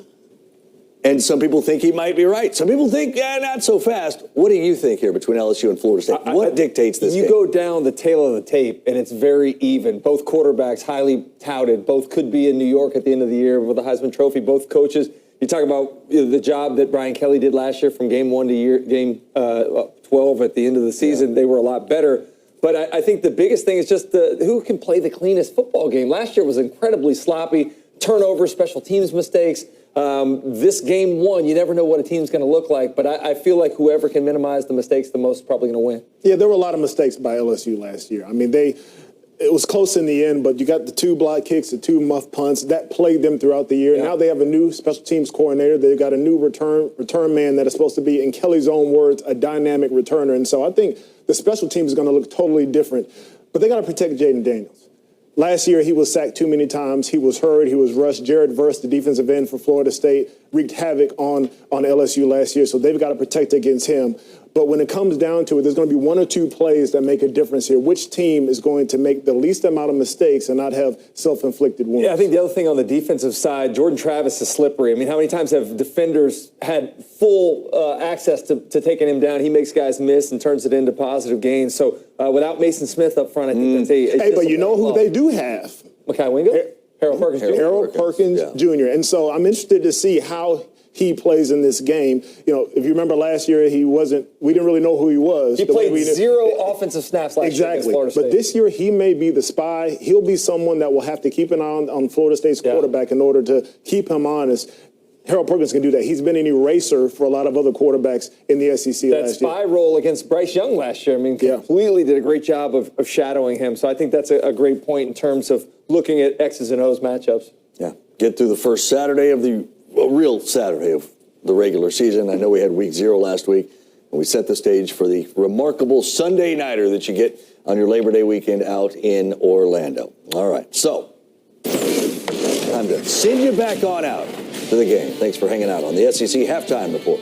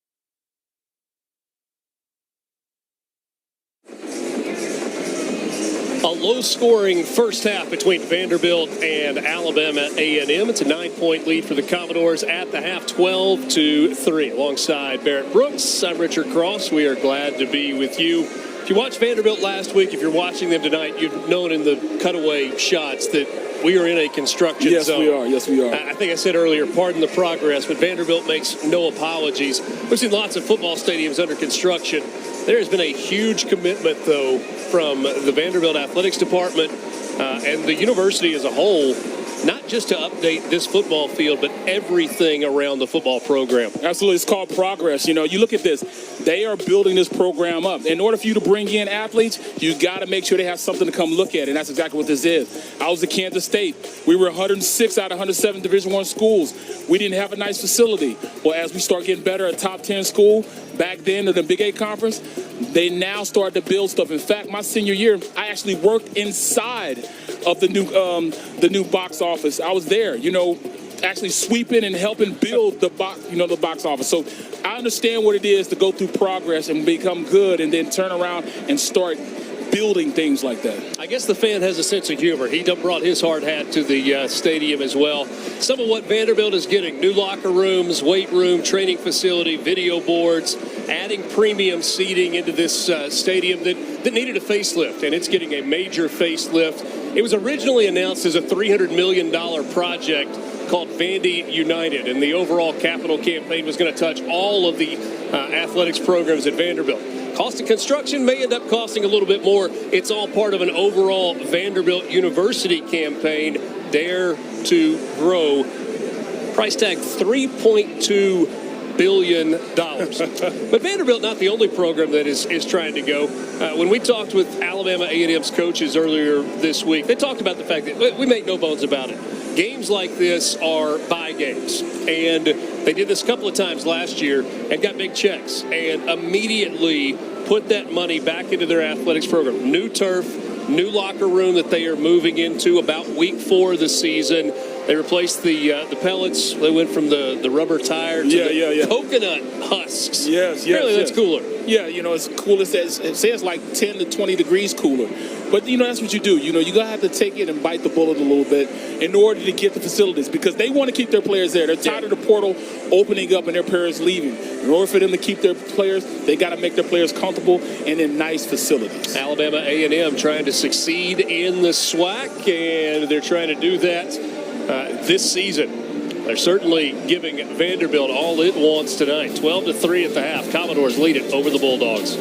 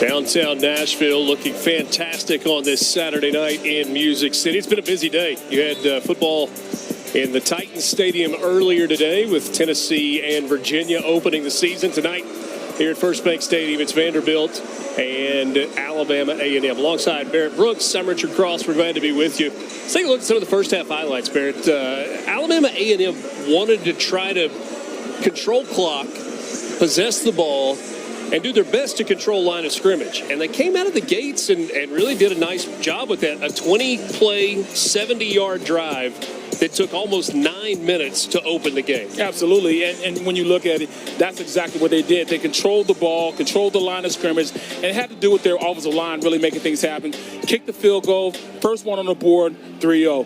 But then Vandy comes in, starts running the rock, and they wanted to make sure they set the tone on the line of scrimmage. They turn around, quarterback Swan, he scrambles and almost scores on this, but it just shows this guy's mobile enough to make something happen. They kick if have a field goal, scores tied. So we're at 3-3, 14 minutes into the game. And then special teams takes over. They block a punt, turn around. Now it's 5-3. But then one-on-one on the outside with Shepard, their best receiver. It was almost unfair. But then, turnovers start happening, and this is a big for them because they turn around and make this happen. I love that after that, they get their own turnover. Turn around, and they get a turnover. So Alabama A&M, Vandy have both been very not conscious as far as keeping the rock in their hands. Total yards, you see Vandy 135, 102 for A&M in the first half. Both teams turned it over once. Alabama A&M 17:04 in terms of time of possession. Here's the thing. Last year, Vanderbilt averaged just over 32 minutes per game time of possession. That was fourth best in the SEC. That's what the Commodores want to do, but it's Alabama A&M who has controlled the clock. And I see them. They're inspired. They're playing inspired, and they feel as though they belong to the same field as Vandy right now. Only being down 12-3, they're going to come out that locker room inspired. Time to get the second half underway here in Nashville. Vanderbilt gets the ball first. After winning the toss to start the game and deferring to the second half. 12-3. Alabama A&M trailing to Vanderbilt. This one is not returnable, and so that's kind of like dodging a bullet when McGowan doesn't have a chance to bring it back. And that should have been practiced all week long at A&M, not putting the ball in his hands. So as they go forward, he is a weapon. He's fast, he's explosive. Kick it out of it. And special teams has also been an Achilles heel for this A&M team with a block punt. They got to make sure they stay stable as far as keeping the ball centered in their hands. There's some credit that goes to the A&M defense because they played very well in the first half. But A.J. Swan needs to be better in the second half. Started the game 4 for his first 8. After that, just went 3 for 10. 7 of 18 for 68 yards through the air. Number 76. 5-yard penalty. And that is not the start that Vanderbilt wanted to begin this second half as Grayson Morgan jumped early. Morgan playing right guard. Also a backup center. Vanderbilt returned its entire offensive line from a year ago. Everybody on the offensive line started at least 6 games last season. To the air, here's McGowan in space. Makes a man miss, and another. That's a gain of 14 yards. Explosive. See there in man-to-man. He backs up. Just get it out there and get in your playmaker's hands. One-on-one. These guys sitting in their tracks. Gain of 9, so it brings up second and a yard. It was 14. That's right. They lost 5 yards on the penalty. Barrett, you can't let me do math. Well, hey, your arithmetic was good with me, so. Swan completes it to Shepard out near midfield. How about a couple of easy passes for A.J. Swan to get the half started? Quick one to McGowan, and then you hit Shepard on a slant. All else fails, get it to your playmaker. Quickly to McGowan on the other side. He gets a block, and he is off. Look at the speed inside the 30. Down to the 28-yard line.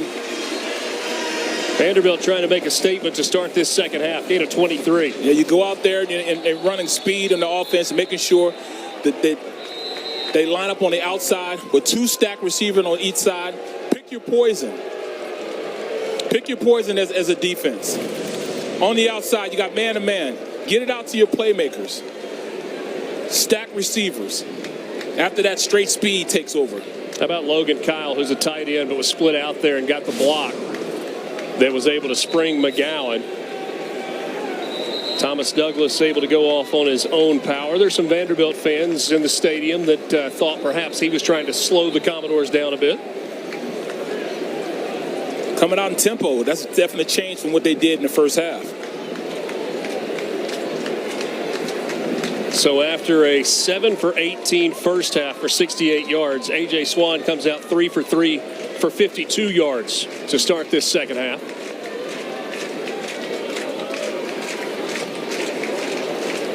On the ground for the first time, here's Patrick Smith. I think they really missed him in the first half when he went out on that injury. We predicted we said it was a shoulder injury, but he's so explosive and his ability to get to the corner. So, I mean, I think they really needed him to really make that offense run. He's that cog they need in that machine. You see there on his left arm, he's got a brace. It's one of those where they probably wrapped it up around the shoulder. Able to come back into the ball game. Averaging 4.5 per carry tonight. Swan this time under center. McGowan in motion, and he gets the handoff on the fly sweep. Inside the 20, out of bounds just shy of the 15. You know, we talked to Coach Lee and offensive coordinator. They said they needed to get the ball in McGowan's hands more. I mean, whether it's in the backfield or whether out a receiver or in the slot, he's that dangerous of a weapon. It's just a fly sweep right here. Hand it off to him and let him just outrun everybody to the outside. Gain of 6 and a first down. Vanderbilt 3 trips into the red zone tonight. They've got the touchdown on the pass to Shepard, a field goal early, and an interception in the end zone. Swan got the one-on-one, takes a shot. Touchdown, Will Shepard. His second touchdown reception of the game. Back-to-back games to start the year for the second straight year for Will Shepard with multiple touchdown catches. Offensive coordinator, Coach Lynch, lines him up in the slot and just plays, pitch and catch. Outside route, man-to-man, and it's the second time he's beaten one-on-one on the outside for the touchdown.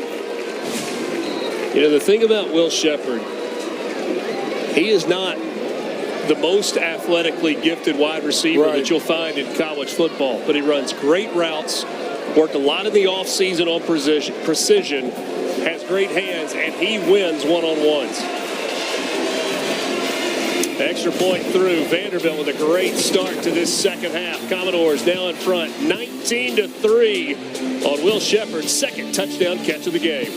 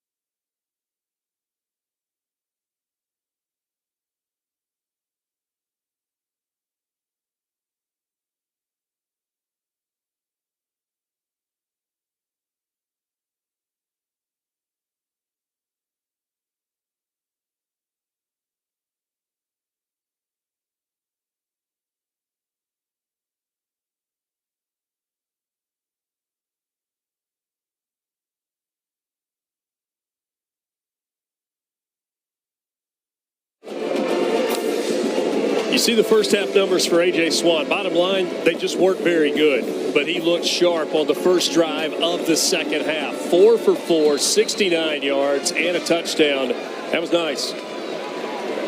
Open up the offense. One-on-one on the outside. And then went back to playing that man-to-man. I wouldn't do that necessarily. I'd stay in that zone concept. Make him read and make things happen. Terrell Gardner on the return. Takes it to the 27. Vanderbilt got going fast. They got it to McGowan on the first play of the drive. Easy throw for Swan. Then they go slant to Shepard. Go back on the outside. Shepard on the outside. One-on-one for the touchdown. It's just too easy. One-on-one with Shepard, as tall as he is and athletic as he is, getting up and catching it at the high point. Alabama A&M goes back to Xavier Langford to start the second half. Handoff is to Eaglin. He should have fresh legs. Only 3 carries in the first half for Donovan Eaglin. And the coaching staff, Coach Maynard and company, told us, look, this is a guy that we want to carry the football a lot. He had 38 carries in a game a year ago. Said 25 carries is probably the right number for him. You see 6 touchdowns and over 800 yards last season. Pop that one off for 11. Play action. Langford looking deep. He's got a man. It was a go route with a hitch, a touchdown. Terrell Gardner on a home run ball. 62 yards. Set up perfectly with the RPO. When you run the ball consistently, make them worry about running the ball. Bring somebody else in the box. And then over the top to your speed. RPO, pump fakes the DB, gets over the top. We saw this last week with Vandy versus Hawaii. They were able to take advantage and get over the top with their receivers. B.J. Anderson in coverage that time. Here the extra point up and good. And Alabama A&M with a huge and fast answer to the Vanderbilt touchdown to start the second half. Little hitch on the outside and then a go. Got by the DB and then ran away from everybody. Yeah, Terrell Gardner just outran him. And yes, young man, you made it happen.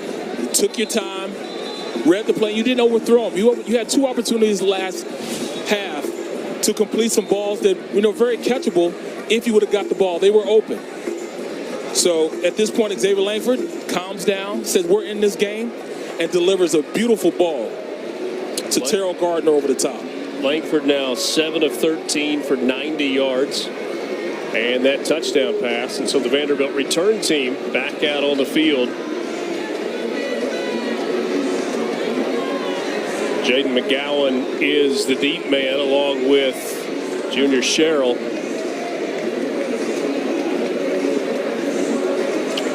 McGowan, a guy that can change a game very quickly. A&M has done a pretty good job of covering on special teams. Not necessarily blocking, but covering on special teams. We'll see this time.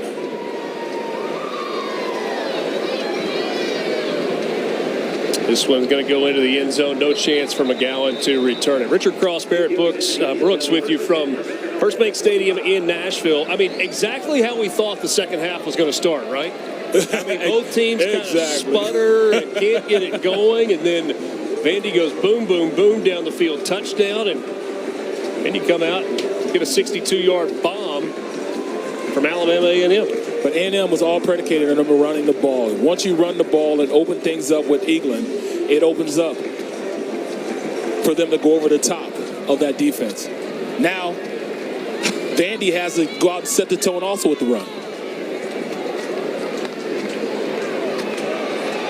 Hand off and room for Gillespie. Up front, they stunted themselves out of the play on that. That happens sometimes when you slant or you run a stunt. You take yourself out of the play. Sometimes sometimes you get the bear, sometimes the bear gets you. They totally took themselves out of the play by a called slant, and somebody got cut off on the backside.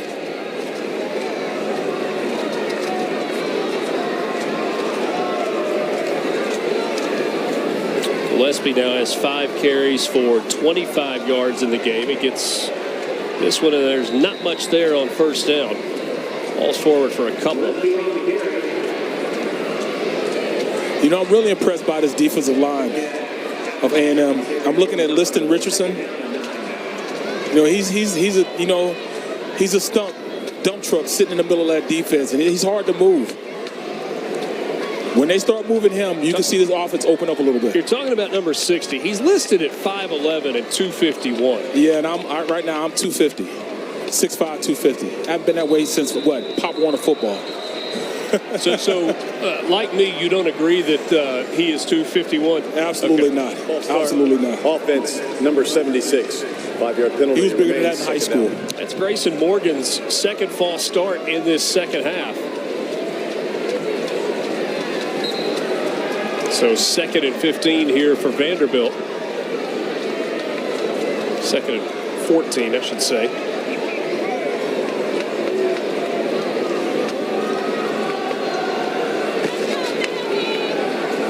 Coach Lee doesn't like that. I'm sure he has a lot to say, that young man. 2 penalties. Vanderbilt was the least penalized team in the SEC last year. This time it's Cedric Alexander out across the 35. I'm going to tell you the truth, Richard. I like him. I think he has some gas. I think he has some get up and go. This young man's going to get a little more playing time as this season goes forward. Oh, man, come on. Did I jinx him? I'm not putting that on you. All right, appreciate it. Liston Richardson. He needs to stay out there. He is a really good player. High school ball at McGill-Tulane. That is a powerhouse program in Mobile. 25 tackles last year.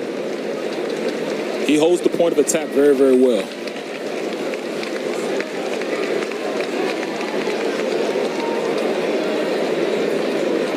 Big man may have been out of gas.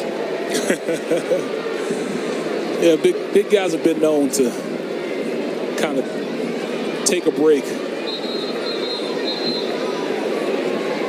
So a 3rd down and 9 coming up for Vanderbilt. It's been an incredible day at college football. We talked earlier about the Colorado-TCU game. Pat McAfee would call what is going on in Charlotte a banger. North Carolina, South Carolina at the half. The Tar Heel Blue Carolina leading the Garnet and Black of South Carolina 17-14 at the break. That is a great game. Swan with time, lets one fly deep. He's got McGowan, and it's batted away. What a great job in coverage that time by Eziomi. He said, I'm tired of you guys picking on me. One-on-one with the speed of McGowan on the outside. He comes up and makes a huge play on 3rd down. That's exactly what they needed to ignite this offense coming into the game. Great play.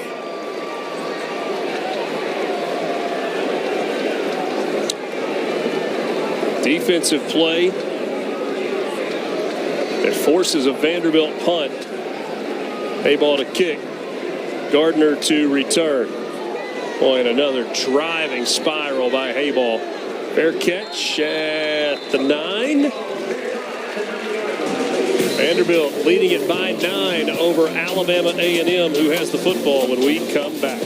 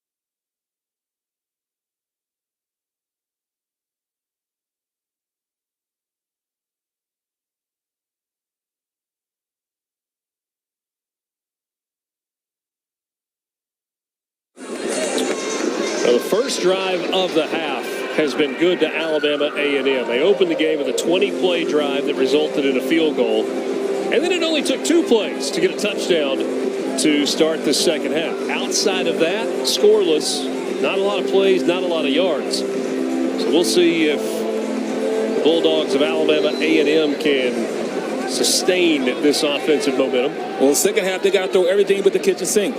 They're in position to make this very competitive. So why not go all out? Donovan Eaglin on the receiving end of the option pitch. Kane Patterson. Kane and his brother Langston both on this Vanderbilt defense. Langston a sophomore, Kane a senior. And that's Langston Patterson on the tackle.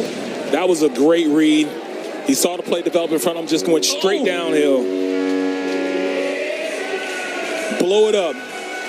B.J. Ducati blew that one up in the backfield. You're going read option and you have somebody that meets you at the mesh point, you got problems. Got to get somebody on him. Throw on third down. That's complete across the 20. Good enough for a first down for Alabama A&M. Tight end on the catch that time, Bryson Clark, the junior from Delray Beach, Florida. Terrell just stop, make himself available for the quarterback, turn around. And that's what you got to do in zone. You got to stop in the zone, get eye contact with your quarterback, and have him deliver the ball. Langford wants to throw again. This one a little behind Gardner, incomplete. Virtually the same play, just different personnel. Turn around in the middle of the zone. Vandy's running the zone defense. They don't want to get beat by the run, so there are holes in the zone. Just got to execute.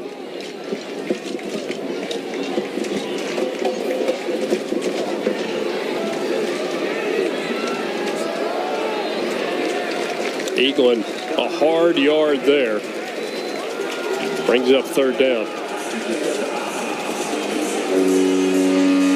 This is where I want to see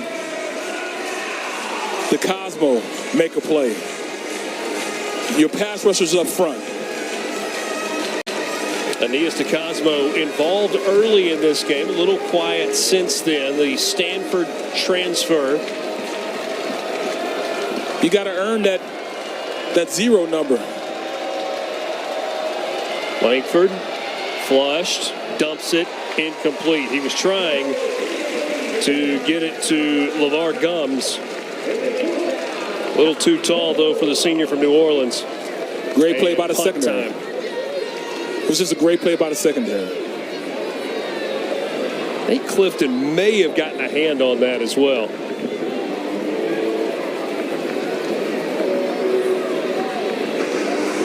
This time it's Will Shepard back to receive the punt.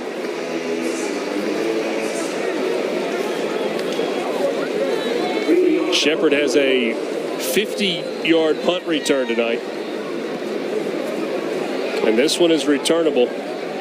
It's going to bounce out of bounds. Not the best work from McCready. We have seen him boom it tonight. 36-yard punt with no return. Vanderbilt, good field position with 7:01 left in the third.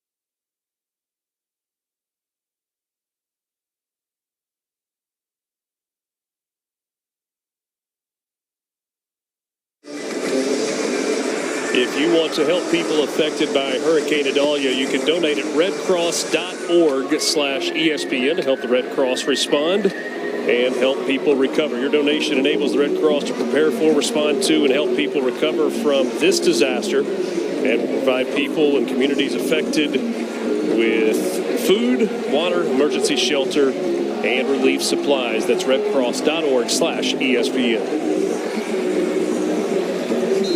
Vanderbilt with good field position, starting at their own 47. Commodores leading it by 9.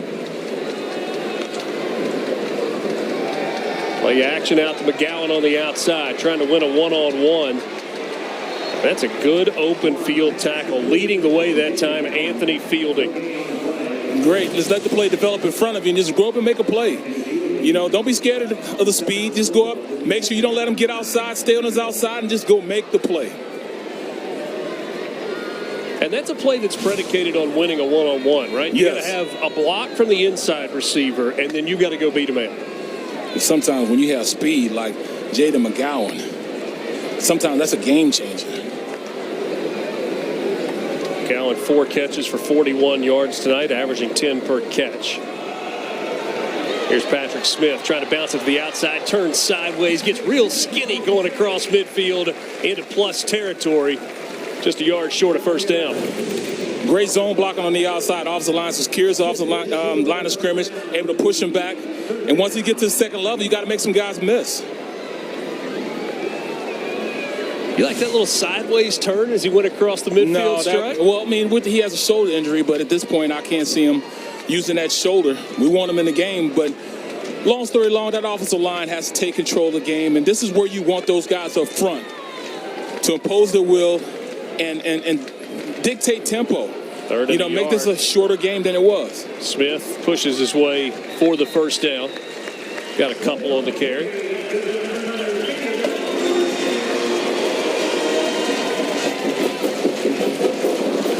Man, it's so good to have college football back. This is unbelievable. Love being in the booth. Love seeing these young men go all out. You know, I thought you were going to say you like being with me, but I'm not hurt. It's Richard, okay. I mean, that was number 2, Richard. I mean, tell you the truth, man. But I mean, it's you already listed 2 things. First and 10 from the 45 for the Commodores. That's a normal football junkie. And watching these young men play. Plenty of time. Nobody open downfield. Still gets away and dumps it off. To who else? It's Justin Ball in the middle of the field. His tight end safety valve. Swan did a great job avoiding pressure and ends up with a gain of 27. Great pass rush up front, and then all of a sudden Swan sees that the pocket's collapsing on him. He just stays active, keeps running. Nobody gives up on the play. Tight end leaks out, gives him the opportunity to get the ball downfield. Huge play. That's disheartening for a defensive line. Defense number 4 was in the backfield at the snap. 5-yard penalty, first down. Cameron Young was doing his best to get back on side, but he was about 30 yards behind. He looked up and saw that Vanderbilt was lined up, and so he just kind of went into a jog.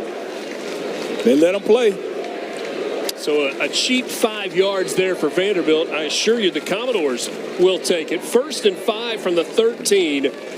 Vandy in the red zone trying to extend its 9-point lead, closing in on 4 minutes in the third quarter. That was offsides. My apologies on that call. Smith, hard running, spins his way across the 5. First and goal, Commodores. Good old-fashioned football. Get a double team everywhere you can. Up front. Just keep it going. One cut and then find a hole, right? Yeah, find a hole. Nothing fancy about it. Have your big guys push that defensive line.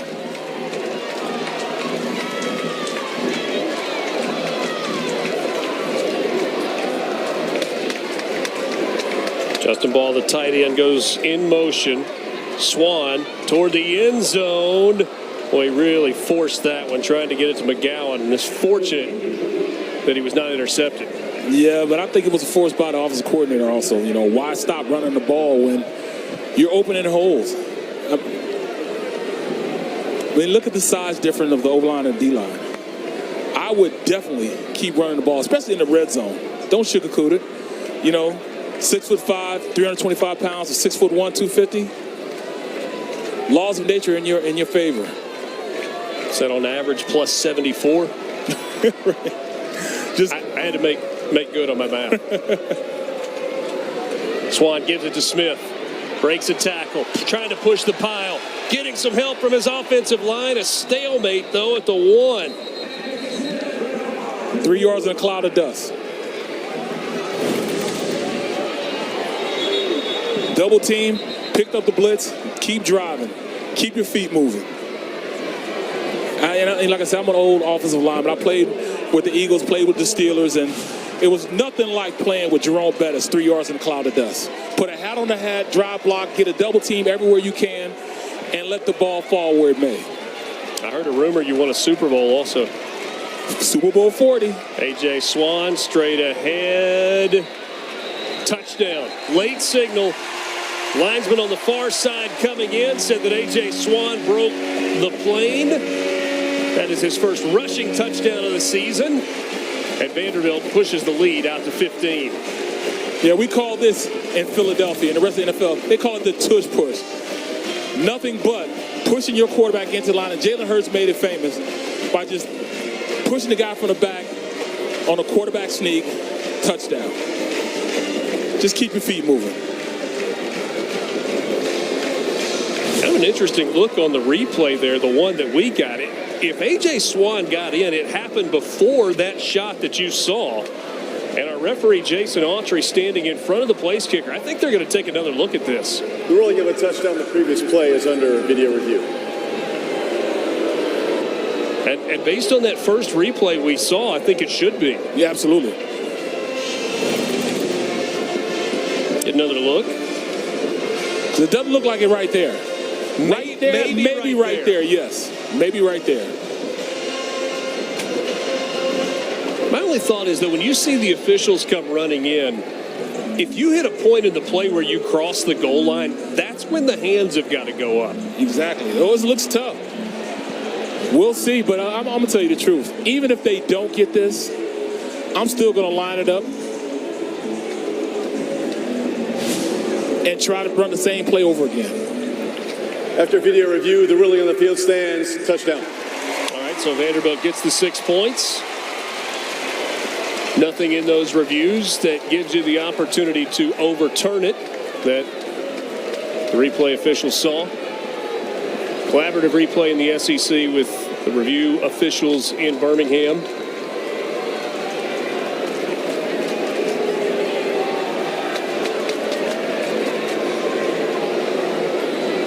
So extra point coming for Vanderbilt.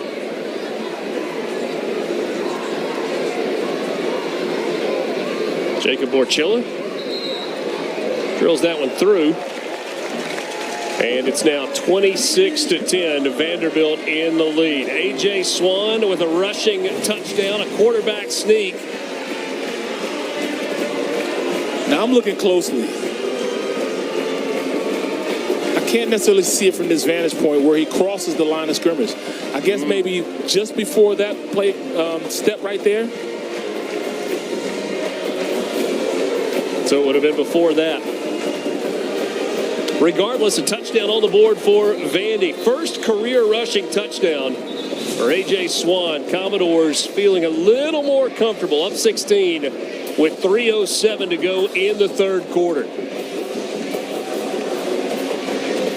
I can see right now that, you got to bring out everything but the kitchen sink for A&M to get up and try whatever they can to get back on the board, because they can't allow this Vandy team to gain any more momentum.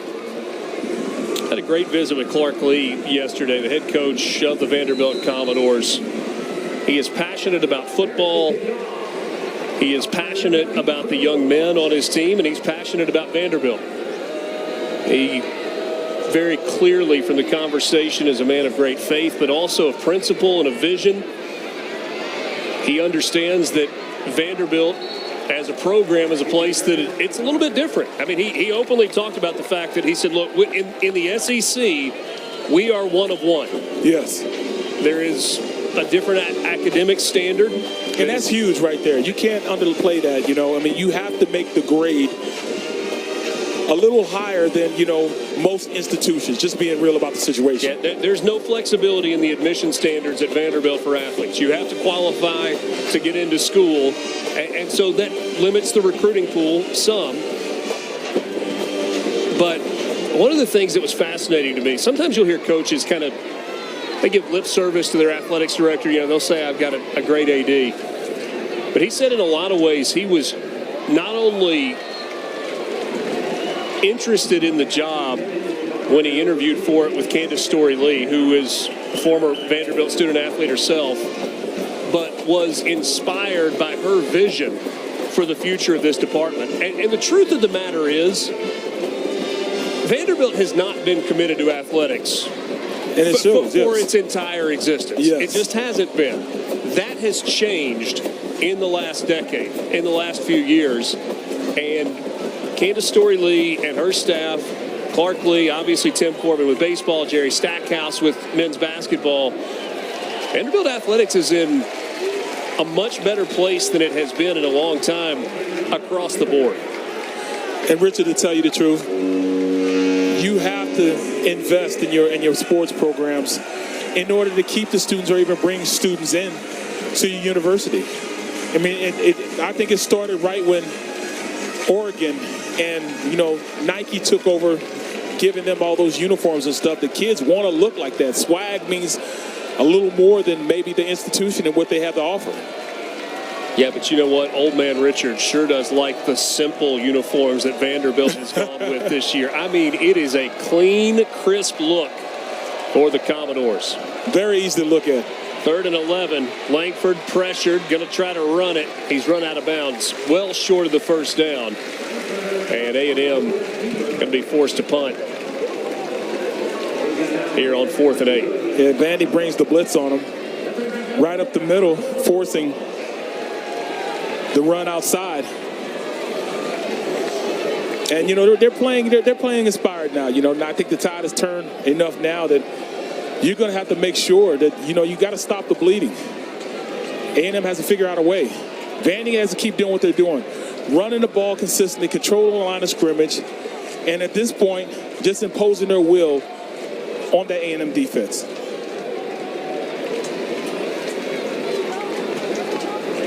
The other thing that Clark Lee said was the mindset of his team has changed. He said a year ago they would have just been happy for a win. Locker room after the win last week against Hawaii was a little disappointed that they didn't play better. And he said we can't get lost in that and lose the joy of winning, but I do like the mindset of our football team.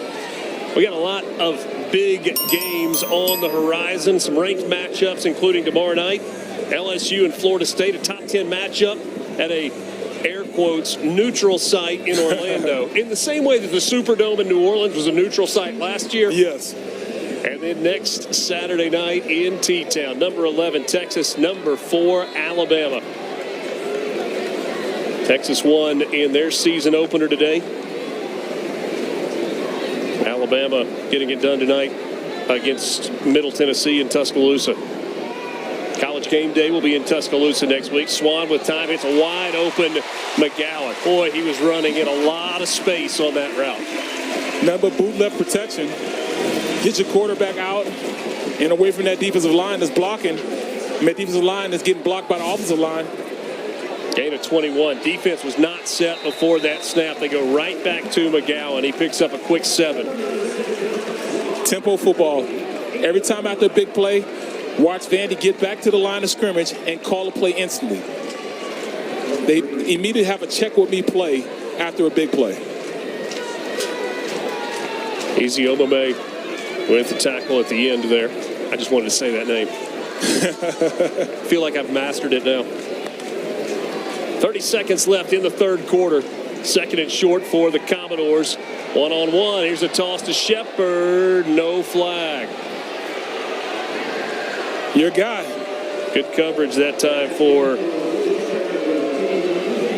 The young man's Easy still move back. fighting. He's still fighting, man. He's still fighting. He's had 2 touchdowns thrown on him. I guess he's the best DB because he has been one-on-one with him the entire night. The entire night. He's been matched up with Shepard the entire night. What do they say about defensive backs? You've got to have a short memory. Short. There's that matchup at the bottom of your screen. Handoff up the middle. Quick hitter there for Cedric Alexander. I like him. Alexander, a record setter in Austin, Texas in high school, and making himself known here in Music City as we approach the end of the fourth quarter. We do have a player down on this play for Alabama A&M. Little cramps. It's still a little warm out here, even though it's night. Still a little warm. Players cramping up a little bit. Amari Pate,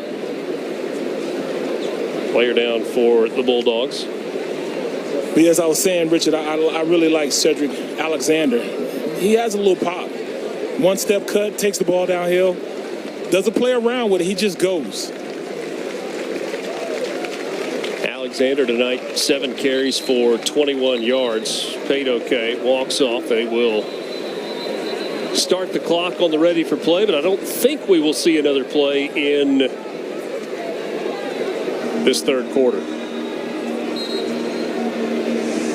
Clock runs. Vanderbilt will honestly surprised they even broke the huddle. All right, there we go. That's the end of the third quarter. Vanderbilt 26-10. Swan to Shepard. We've seen that combination a couple of times tonight. Big hitter to Terrell Gardner. Fourth quarter coming up.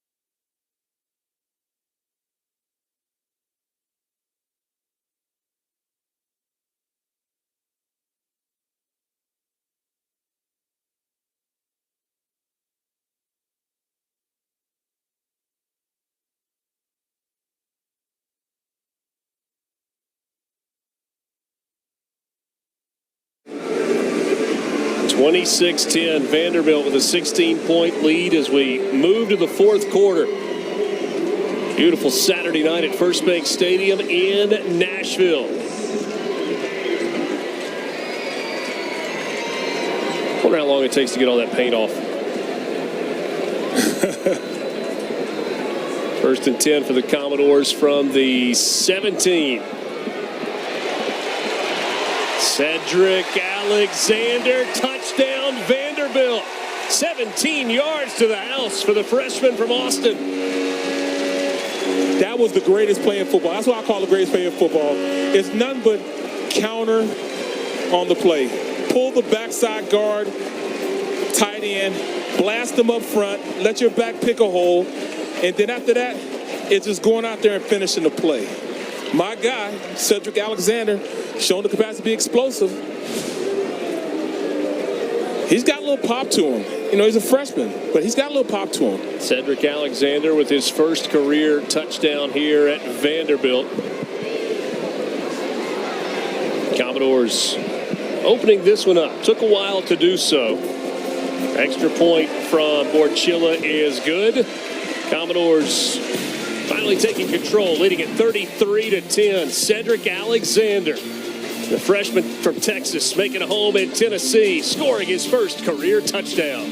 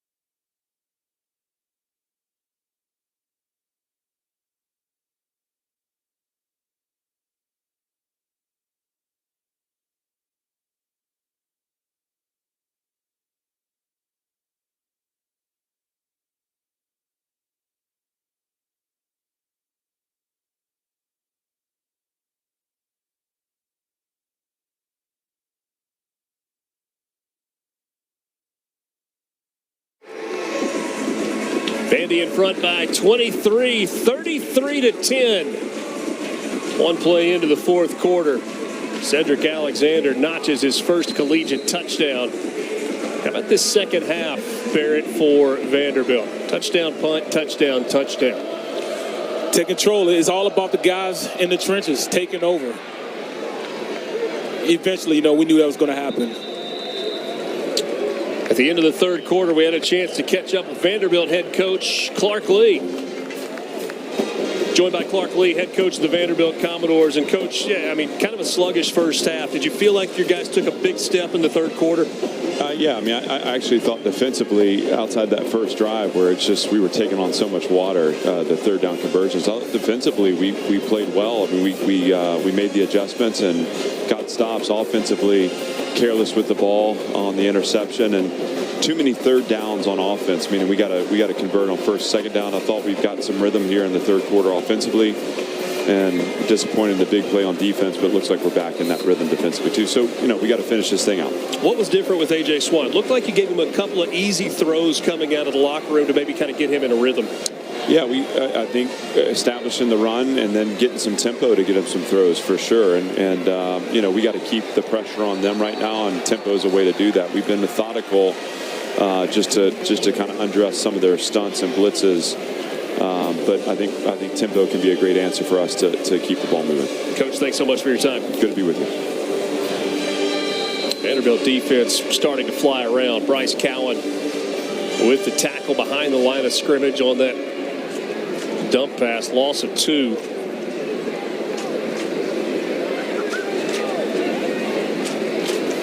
Langston Patterson has come out of the game for Vanderbilt. Maybe a little banged up on that previous play. They're checking on him on the sideline. Ryan Morrow, the back in the backfield alongside Xavier Langford. Handoff to Morrow. And he's got a chance for a big play. Breaks away from everybody. Across midfield. Pushed out of bounds inside the 40. Oh, man. Holding on the outside. And it's all coming back. What a spin move, though, by Morrow to kind of break contain at the line. Holding, offense, number 5. 10-yard penalty from the spot of the foul. Repeat, second down. Yeah, it should just let him go. I know sometimes in offensive lineman you feel as though he's slipping away, but just let him go. Well, and that was in receiver. That was on a receiver, Darren Turner. Up to block on a safety. Wipes a 41. Yeah, that's very clearly a hold. Had a big old handful of Trudell Berry's jersey.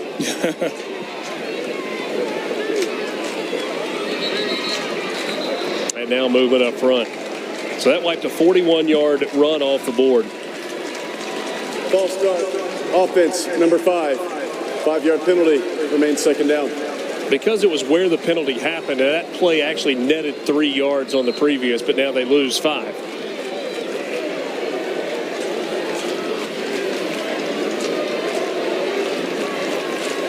Now, at this point, Xavier Langford is going to be forced to throw the ball if they want to try to catch back up in this game.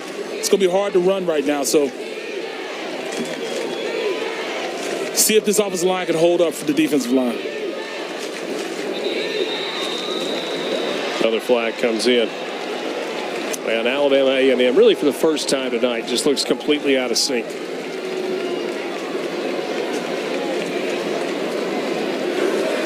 False start. Offense, number 6. 5-yard penalty. Second down. That's Keenan Hambrick. So you've had a wide receiver hold and a wide receiver false start. 2 false starts on this possession. 3 straight penalties for Alabama A&M.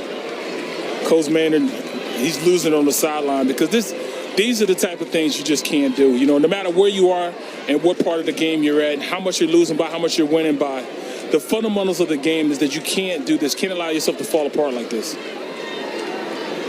Langford complete to the outside.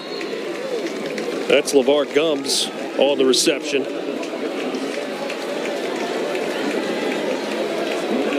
Gums, a senior from New Orleans.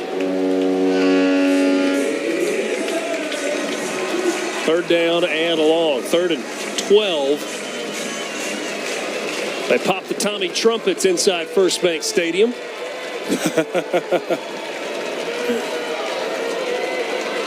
That was amazing the first time I saw that.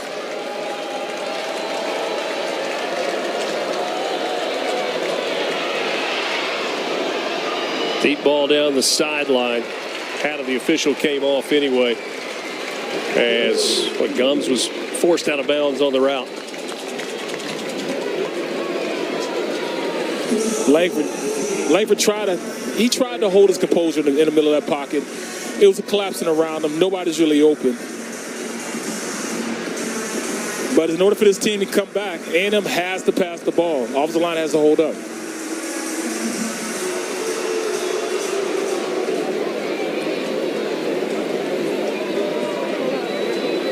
Shepard back to receive the punt.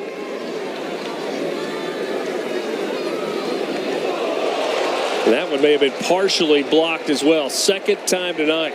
Vanderbilt blocked one in the first half for a safety. This one was partially blocked. I think that was Langston Patterson that got a piece of it. And so that is going to end up a, minus 4-yard punt. That hurts the average. Kills the average.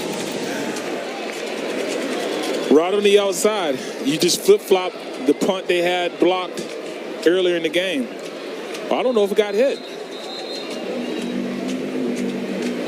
I think Langford got a hand on it coming in.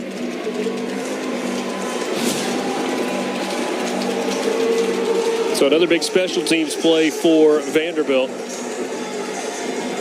Langston Patterson, talked about it earlier, the younger brother of Kane Patterson. Well, Nashville kids playing for the hometown SEC team.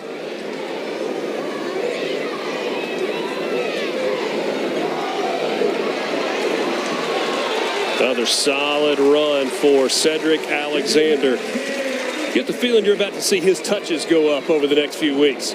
Why not let the freshman get in there? Let them see what it is to play. 5,286 yards and 75 touchdowns at LBJ High School in Austin. I can see the speed. It's right there, and he can play this game and probably 3 more and still be able to redshirt.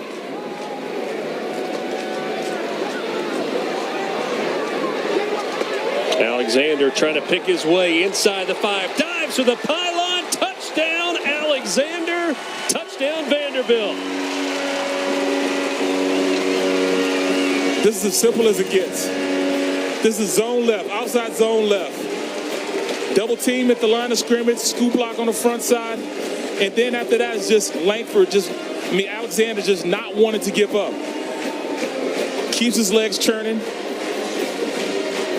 Stops that block, jumps under 2 blocks, and will not be denied for the touchdown.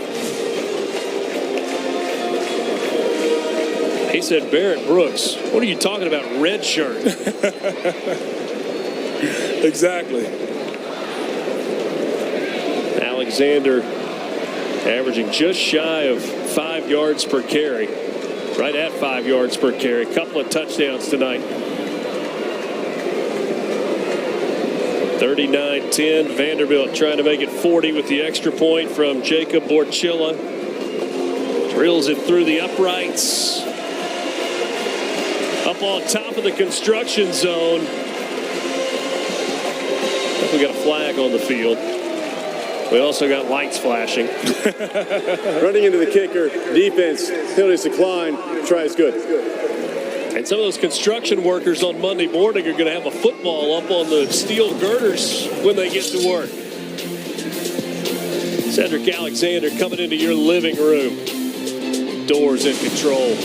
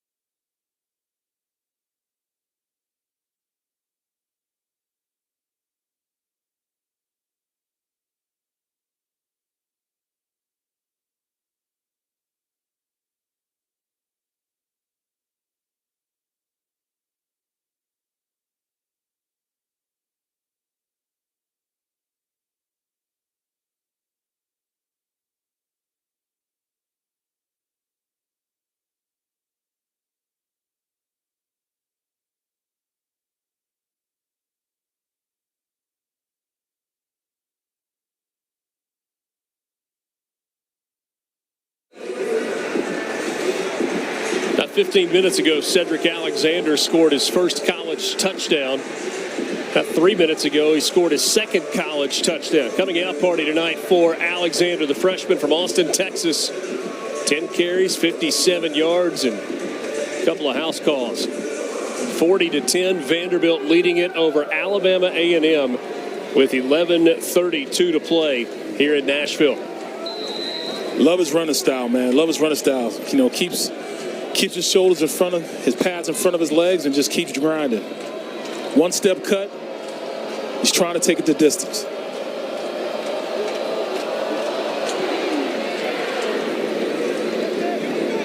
This one is not returnable. 30-point lead for Vanderbilt as Alabama A&M's offense comes back onto the field. Really enjoyed our visit with Connell Maynor earlier this week. We talked a lot of football. We talked about his team. We talked about the future of Alabama A&M, and then we talked about his IMDb page also. It's a guy that's been in a couple of movies. Yes, that is him with Al Pacino in Any Given Sunday. He was the stunt double for Jamie Foxx. And so when you would see the tight shots, obviously you would see Jamie Foxx's face. But when you would come back and have the wider shots, that was Connell Maynor playing quarterback. He was, at the time, an Arena League quarterback for the Orlando Predators. He was one of about 25 quarterbacks who tried out for the part. And he said there was another guy from Miami who thought he was getting the role, They ended up keeping the other guy to be his backup in case something happened to him. I'll tell you what, you know, being around all those stars, you know, and I know him from when he played with the Philadelphia Soul. Yeah. Up in Philadelphia, you know, around the same time I was playing back in '95 when I first got drafted. You know, Ron Jaworski was the owner of the Philadelphia Soul at the time. Jaws. Well, and as the story goes, I mean, you remember the big collision where the helmet flew off in Any Given Sunday. That was real. And that was Connell Maynor, who was the quarterback who had his helmet come off, looking as if he's Jamie Foxx. Shot down the field, incomplete, just off the hands of Keenan Hambrick, trying to connect on a big play down the field. They shot that scene 3 times. I thought they were going to have to do it more. And he said, look, he's like, he was talking to the player who was hitting him, which was actually a teammate of his, and they were discussing how to do it. And he said, first of all, they had greased up his head. Right. The helmet was a little too large, so they had made it where the helmet would pop off, but it was a real hit. And he said, just don't drive me into the ground. He's like, hit me like you would anybody else. He's like, just don't drive my shoulder into the ground. He knew that he still had a little bit of football in him. Played 5 more years in arena ball. Wow. But that's one of the iconic scenes from that movie. No question. And the reason why they needed a stunt double, because word on the streets is Jamie Foxx couldn't throw as far as he needed to throw for the movie. Well, Jamie Foxx is also, no offense intended, he was more valuable than Connell Maynor also. Right, exactly. At the time. He wasn't taking that hit in that scene. Right. Coach Maynor said, Fox could throw it a little bit, but not enough. Not enough, not like he can throw it. He also said Jamie Foxx is one of the all-time good guys. Talked about Al Pacino coming out before they would start shooting and say, hey, let's toss. And they'd stand 10, 15 yards apart and throw back and forth for 10, 15 throws, and then they'd go their separate ways and do the movie. Big defensive play there by Vanderbilt. Jeffrey. They bring the cat blitz, corner blitz off the edge. Ugachukwu, sorry, I had to make sure that I got that right. Jeffrey Ugachukwu got the sack. Langford going down on the play. Not only Any Given Sunday, though, he was also a stunt double in Remember the Titans. You remember the hit that Rev took and Remember the Titans? That's right, to put him out the game. Yeah. For Sunshine to come in. Opened the door for Sunshine. That was Coach Maynor that took that hit as well. Ball start. Offense, number 14. 5-yard penalty, remains 4th down. All of that aside, Connell Maynor is excited about the future of his program at Alabama A&M. He knew this was going to be a difficult game. He wanted his team to come out and play hard, play well, try to execute, and just see what happened. And I feel like he's going to walk away from this game pretty proud of his football team. Well, except with exception of all these penalties and, you know, a lot of lost opportunities that he can coach on. And that's the biggest thing. when they sit down and watch this film, there are going to be coachable moments in which they can say, hey, this is what's keeping us from being a team that only won 4 games last year or 3 games last year and being a team that's going to compete in the SWAC. Martell Height on the punt return this time. Boy, Vanderbilt's got some weapons in the special teams. He gets all the way back across midfield. 3rd different player we've seen return a punt successfully tonight for Vanderbilt. Commodores lead it by 30.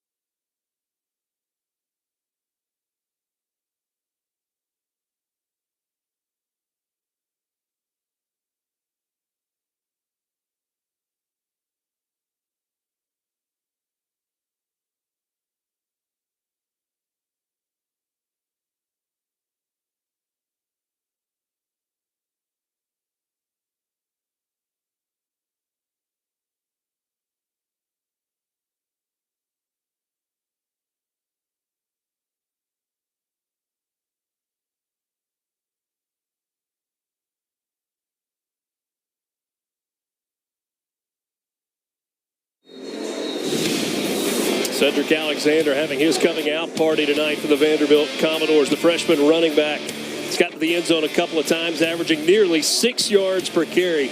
You like this kid? I do. You know, one step, cut, he gets up the field. No wasted motion. He's just going and hitting that line of scrimmage. And once he gets hit, the first tackle, the first hit is not going to stop him. He keeps his legs moving, keep him turning. And as you can see, 2 touchdowns later, he has his coming out party.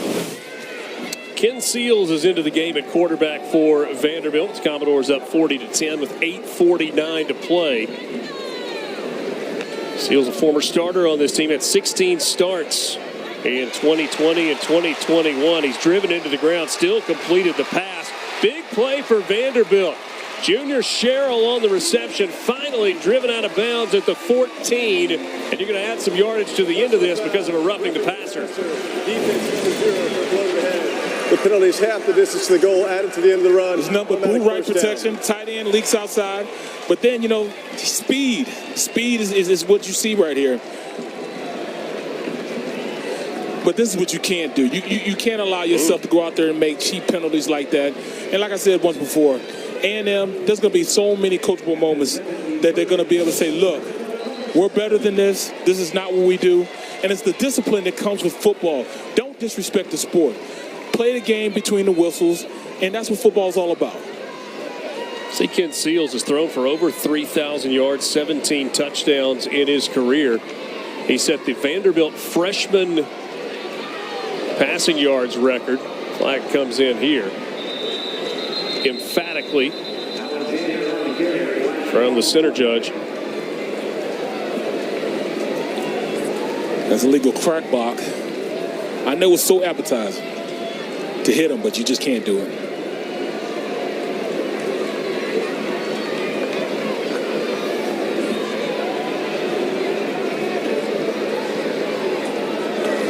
Illegal block in the back. Offense, number 85. 10-yard penalty from the previous spot. Repeat first down. So Cheryl who had the big play. Yeah, you know, you go with the big play and then turn right back around and I mean, and when you look at it, you just got to say no, or you got to block it like almost like you would do if you were going up for a rebound and block a guy out. You know, turn your back to him and give your running back an opportunity to run around with your hands up, with your back turned to him. You know, they won't call that.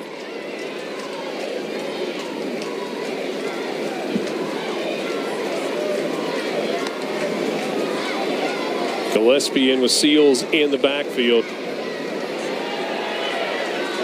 Sets up the screen. Big play all the way to the end zone. Touchdown, Cameron Johnson. 17 yards for the score. And Vanderbilt has really pulled away in this second half. Yeah, we have a name for that. We call it an O screen. But at this point, you know, you get everybody going one way. Turn back around, wide open on the outside, tight end leaks out, get two big blockers out in front of them. Then after that, you know, you just got to show a little speed, take it to the house. Do you think the freshman Cameron Johnson out of Theodore High School in Theodore, Alabama will remember his first college catch? Yep. Touchdown.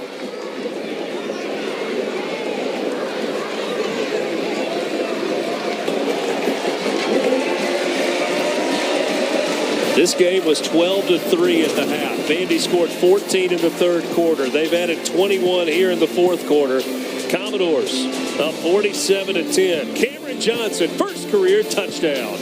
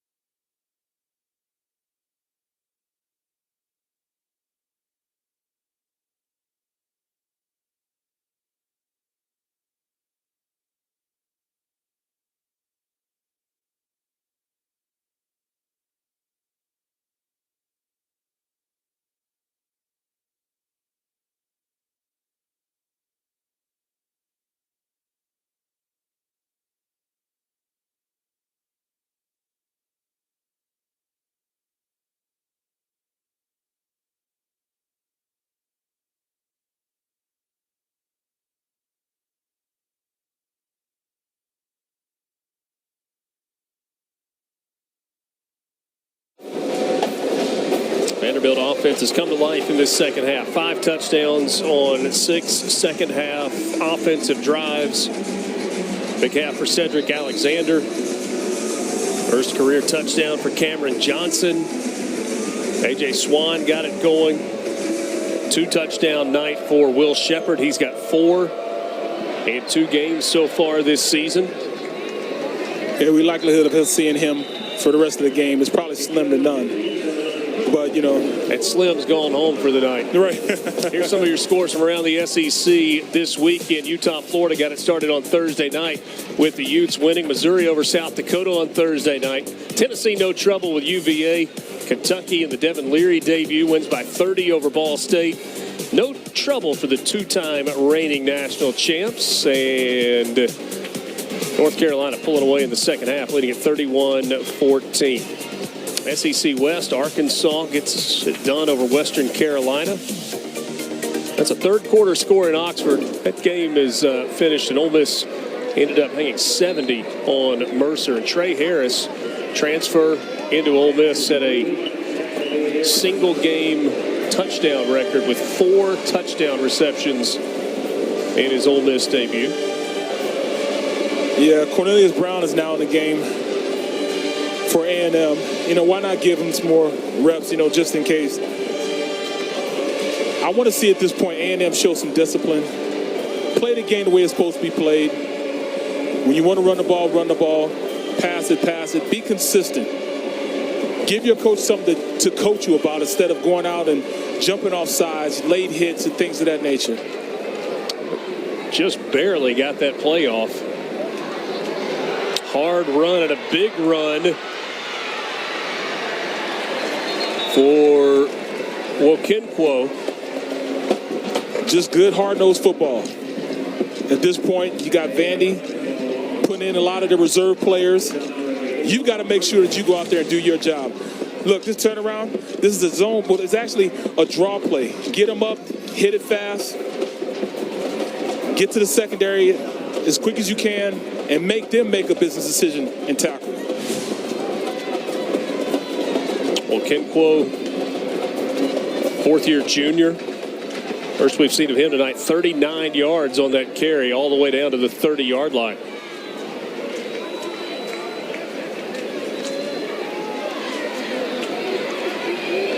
Hard run there for a gain of 5 for Moffitt. These are the scores we were looking at in the SEC West. Mississippi State winning in Zach Arnett's regular season debut as head coach. Alabama up big on Middle Tennessee in the 4th quarter. Same thing for Texas A&M over New Mexico. Auburn and Hugh Freeze's debut on the Plains wins 59-14. And LSU, Florida State coming up tomorrow night.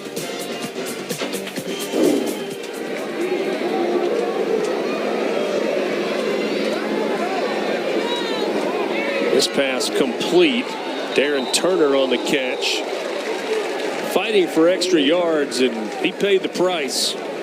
Bryce Cowan, he's had a couple of big hits in this game tonight. Yeah, he is. He's not scared to come up and lay a hat on you.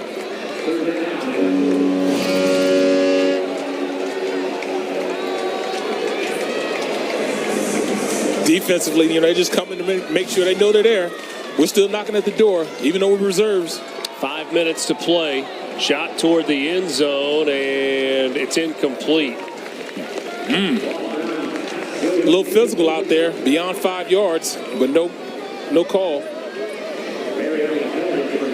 Well, they kind of eliminated the whole defensive back has to turn around and look for the football. Coverage that time by Trudell Berry. 4th down. A&M going for it. It's a handoff. Only needed a yard, maybe a little less. And so a first down there. Pick it up, keep the chains moving. And the clock.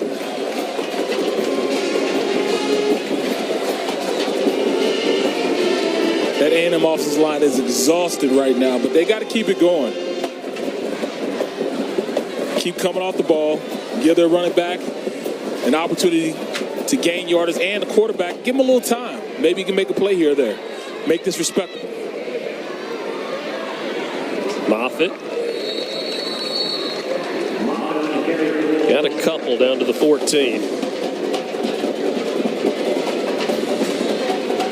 The Doors defense is still flying around. Now, I love the fact these young guys getting an opportunity to play. Can't help but be interested to see how this Alabama A&M team does once they get into SWAC play. They'll play Lane next week. Then they've got a road trip in week 3 to Southern University. We'll level up on the competition. Richard, at this point, I saw some good things, some really good things out of this A&M team. Dumped off, incomplete. Off the fingertips that time of Keenan Hambrick. Right there, this comes with not being disciplined. Turner, not Hambrick, my bad. And he'll get talked to by the coach. Come on now. I mean, it's, you know, the game is still going on. Don't disrespect the sport. Run full speed. Keep your concentration. What you put on tape. You know, this is you can't put stuff like that out on tape. Quad Brown. Seen 2 quarterbacks tonight. Xavier Langford. Quad Brown had 1 series in the first half. Play clock at 1. Brown trying to make something happen with his feet. Flag comes in. Big hit. Ball came out, but he was down. Vanderbilt's got a player. Slow to get up. It's Miles Capers. Guys trying to finish plays. Comes in for the tackle. Makes contact with his guy, with his player. Said flag came in. I don't see a flag. I apologize for that. A little friendly fire there as Jeffrey Ugachukwu coming in. Kind of delivered the blow. Oh. He hit Ducati. Hit that leg, and the leg didn't give, but his head did. Yeah, Capers kind of came across. He's still a little wobbly.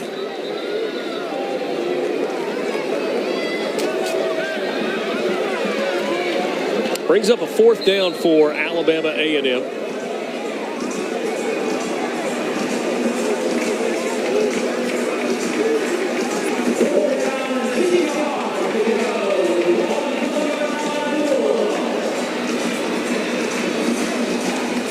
Minutes remaining. Connell Maynard calling his team over for one last huddle before they run out for this play. Telling them, get going. Let's go. This is your opportunity. Let's get a score. Let's put something on the board. Let's end this respectfully. Hambrick at the bottom of your screen. Gummis and Gardner up top with Gardner in the slot. Play clock down to 1. And do they get the timeout? Yes. That just took a while to develop. Late coming off the sideline, decided to huddle once they got to the line of scrimmage.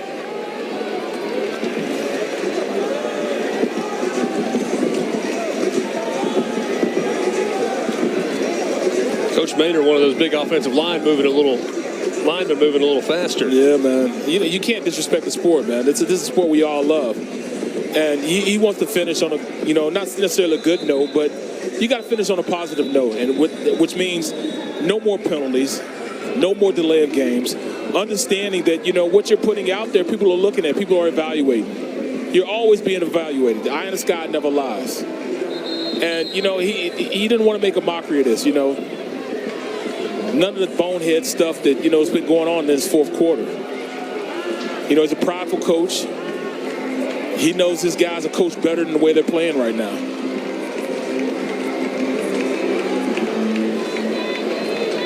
Tight splits on that offensive line, and they decide to send the field goal unit out. Victor Barbosa trying to put some points on the board for Alabama A&M.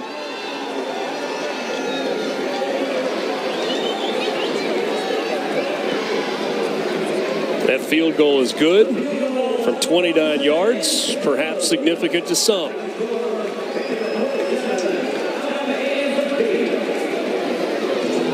.232 to play. Here's what Alabama A&M has coming up. Mentioned Lane next week, then the trip to Southern.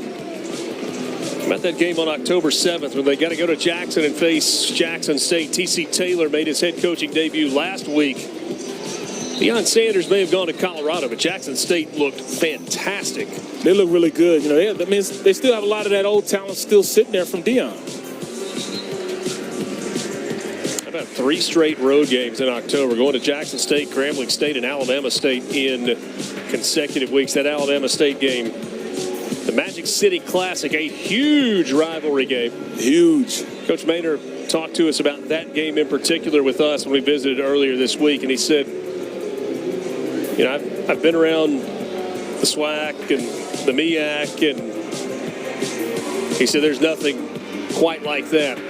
Yeah, I've been to the Bayou Classic. And he said the Bayou Classic gets the headlines. Yes, it's the headlines. But the Magic City Classic gets the crowd. He also said that you multiply it by 3, and that's the number in the crowd that comes and wants to interact at the Magic City Classic. And that was in comparison to the North Carolina Central, North Carolina A&T rivalry that he's been a part of.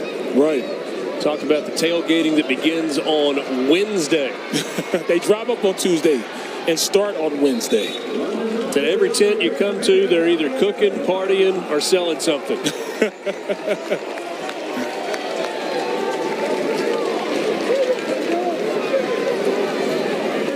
2:26 to play. Vanderbilt is going to move to 2-0 on the year. Yeah, Coach Lee is going to be very impressed. He's going to tell his guys, look, you guys fought through this. We had some plays in which, we won back, but hey, we finished this game the way we're supposed to finish this game. Hard-nosed and physical. Vanderbilt going to use its third quarterback of the game. Get a chance to see Walter Taylor, who is making his debut at the position for the Commodores. Of course, a year ago, Mike Wright was the starter for the season opener. A.J. Swan ended up winning the job, battled some injuries, and you could argue that 4 of the really big wins, including Kentucky and Florida late in the season, were because of Mike Wright and how well he played. Swan was going to be the quarterback going forward. Mike Wright elected to transfer. He's now at Mississippi State. And, of course, there was another significant transfer off this Vanderbilt team in Ray Davis. Big play in the open field here for Junior Sherrill. He's shown us a burst a couple of times in this fourth quarter. Yes, he has. A full stable of backs. Wide receivers. That time on the speed sweep handoff to Junior Sherrill. I thought they were going to run 4-minute offense. 4-minute offense, you're trying to run the clock out, but they're running their regular offense, just trying to make sure these guys get an opportunity, the younger players get an opportunity to go out there and run these plays full speed against competition. Minute 15 remaining, and another quarterback now, Drew Dickey, the sophomore from Austin, Texas, is into the game. So Vanderbilt has played 4 quarterbacks tonight. Big hole, big opening, and a hurdle by Cedric Alexander. His great night continues. Now he's just showing off now, Richard. He's trying to show off now. Look at that athleticism. Told you. Sees a hole, one step, goes downhill. Oh! That high jumps makes the highlight reel. This kid is a freshman. Unbelievable. 27 yards on the carry, 84 in the game. 30 seconds remaining.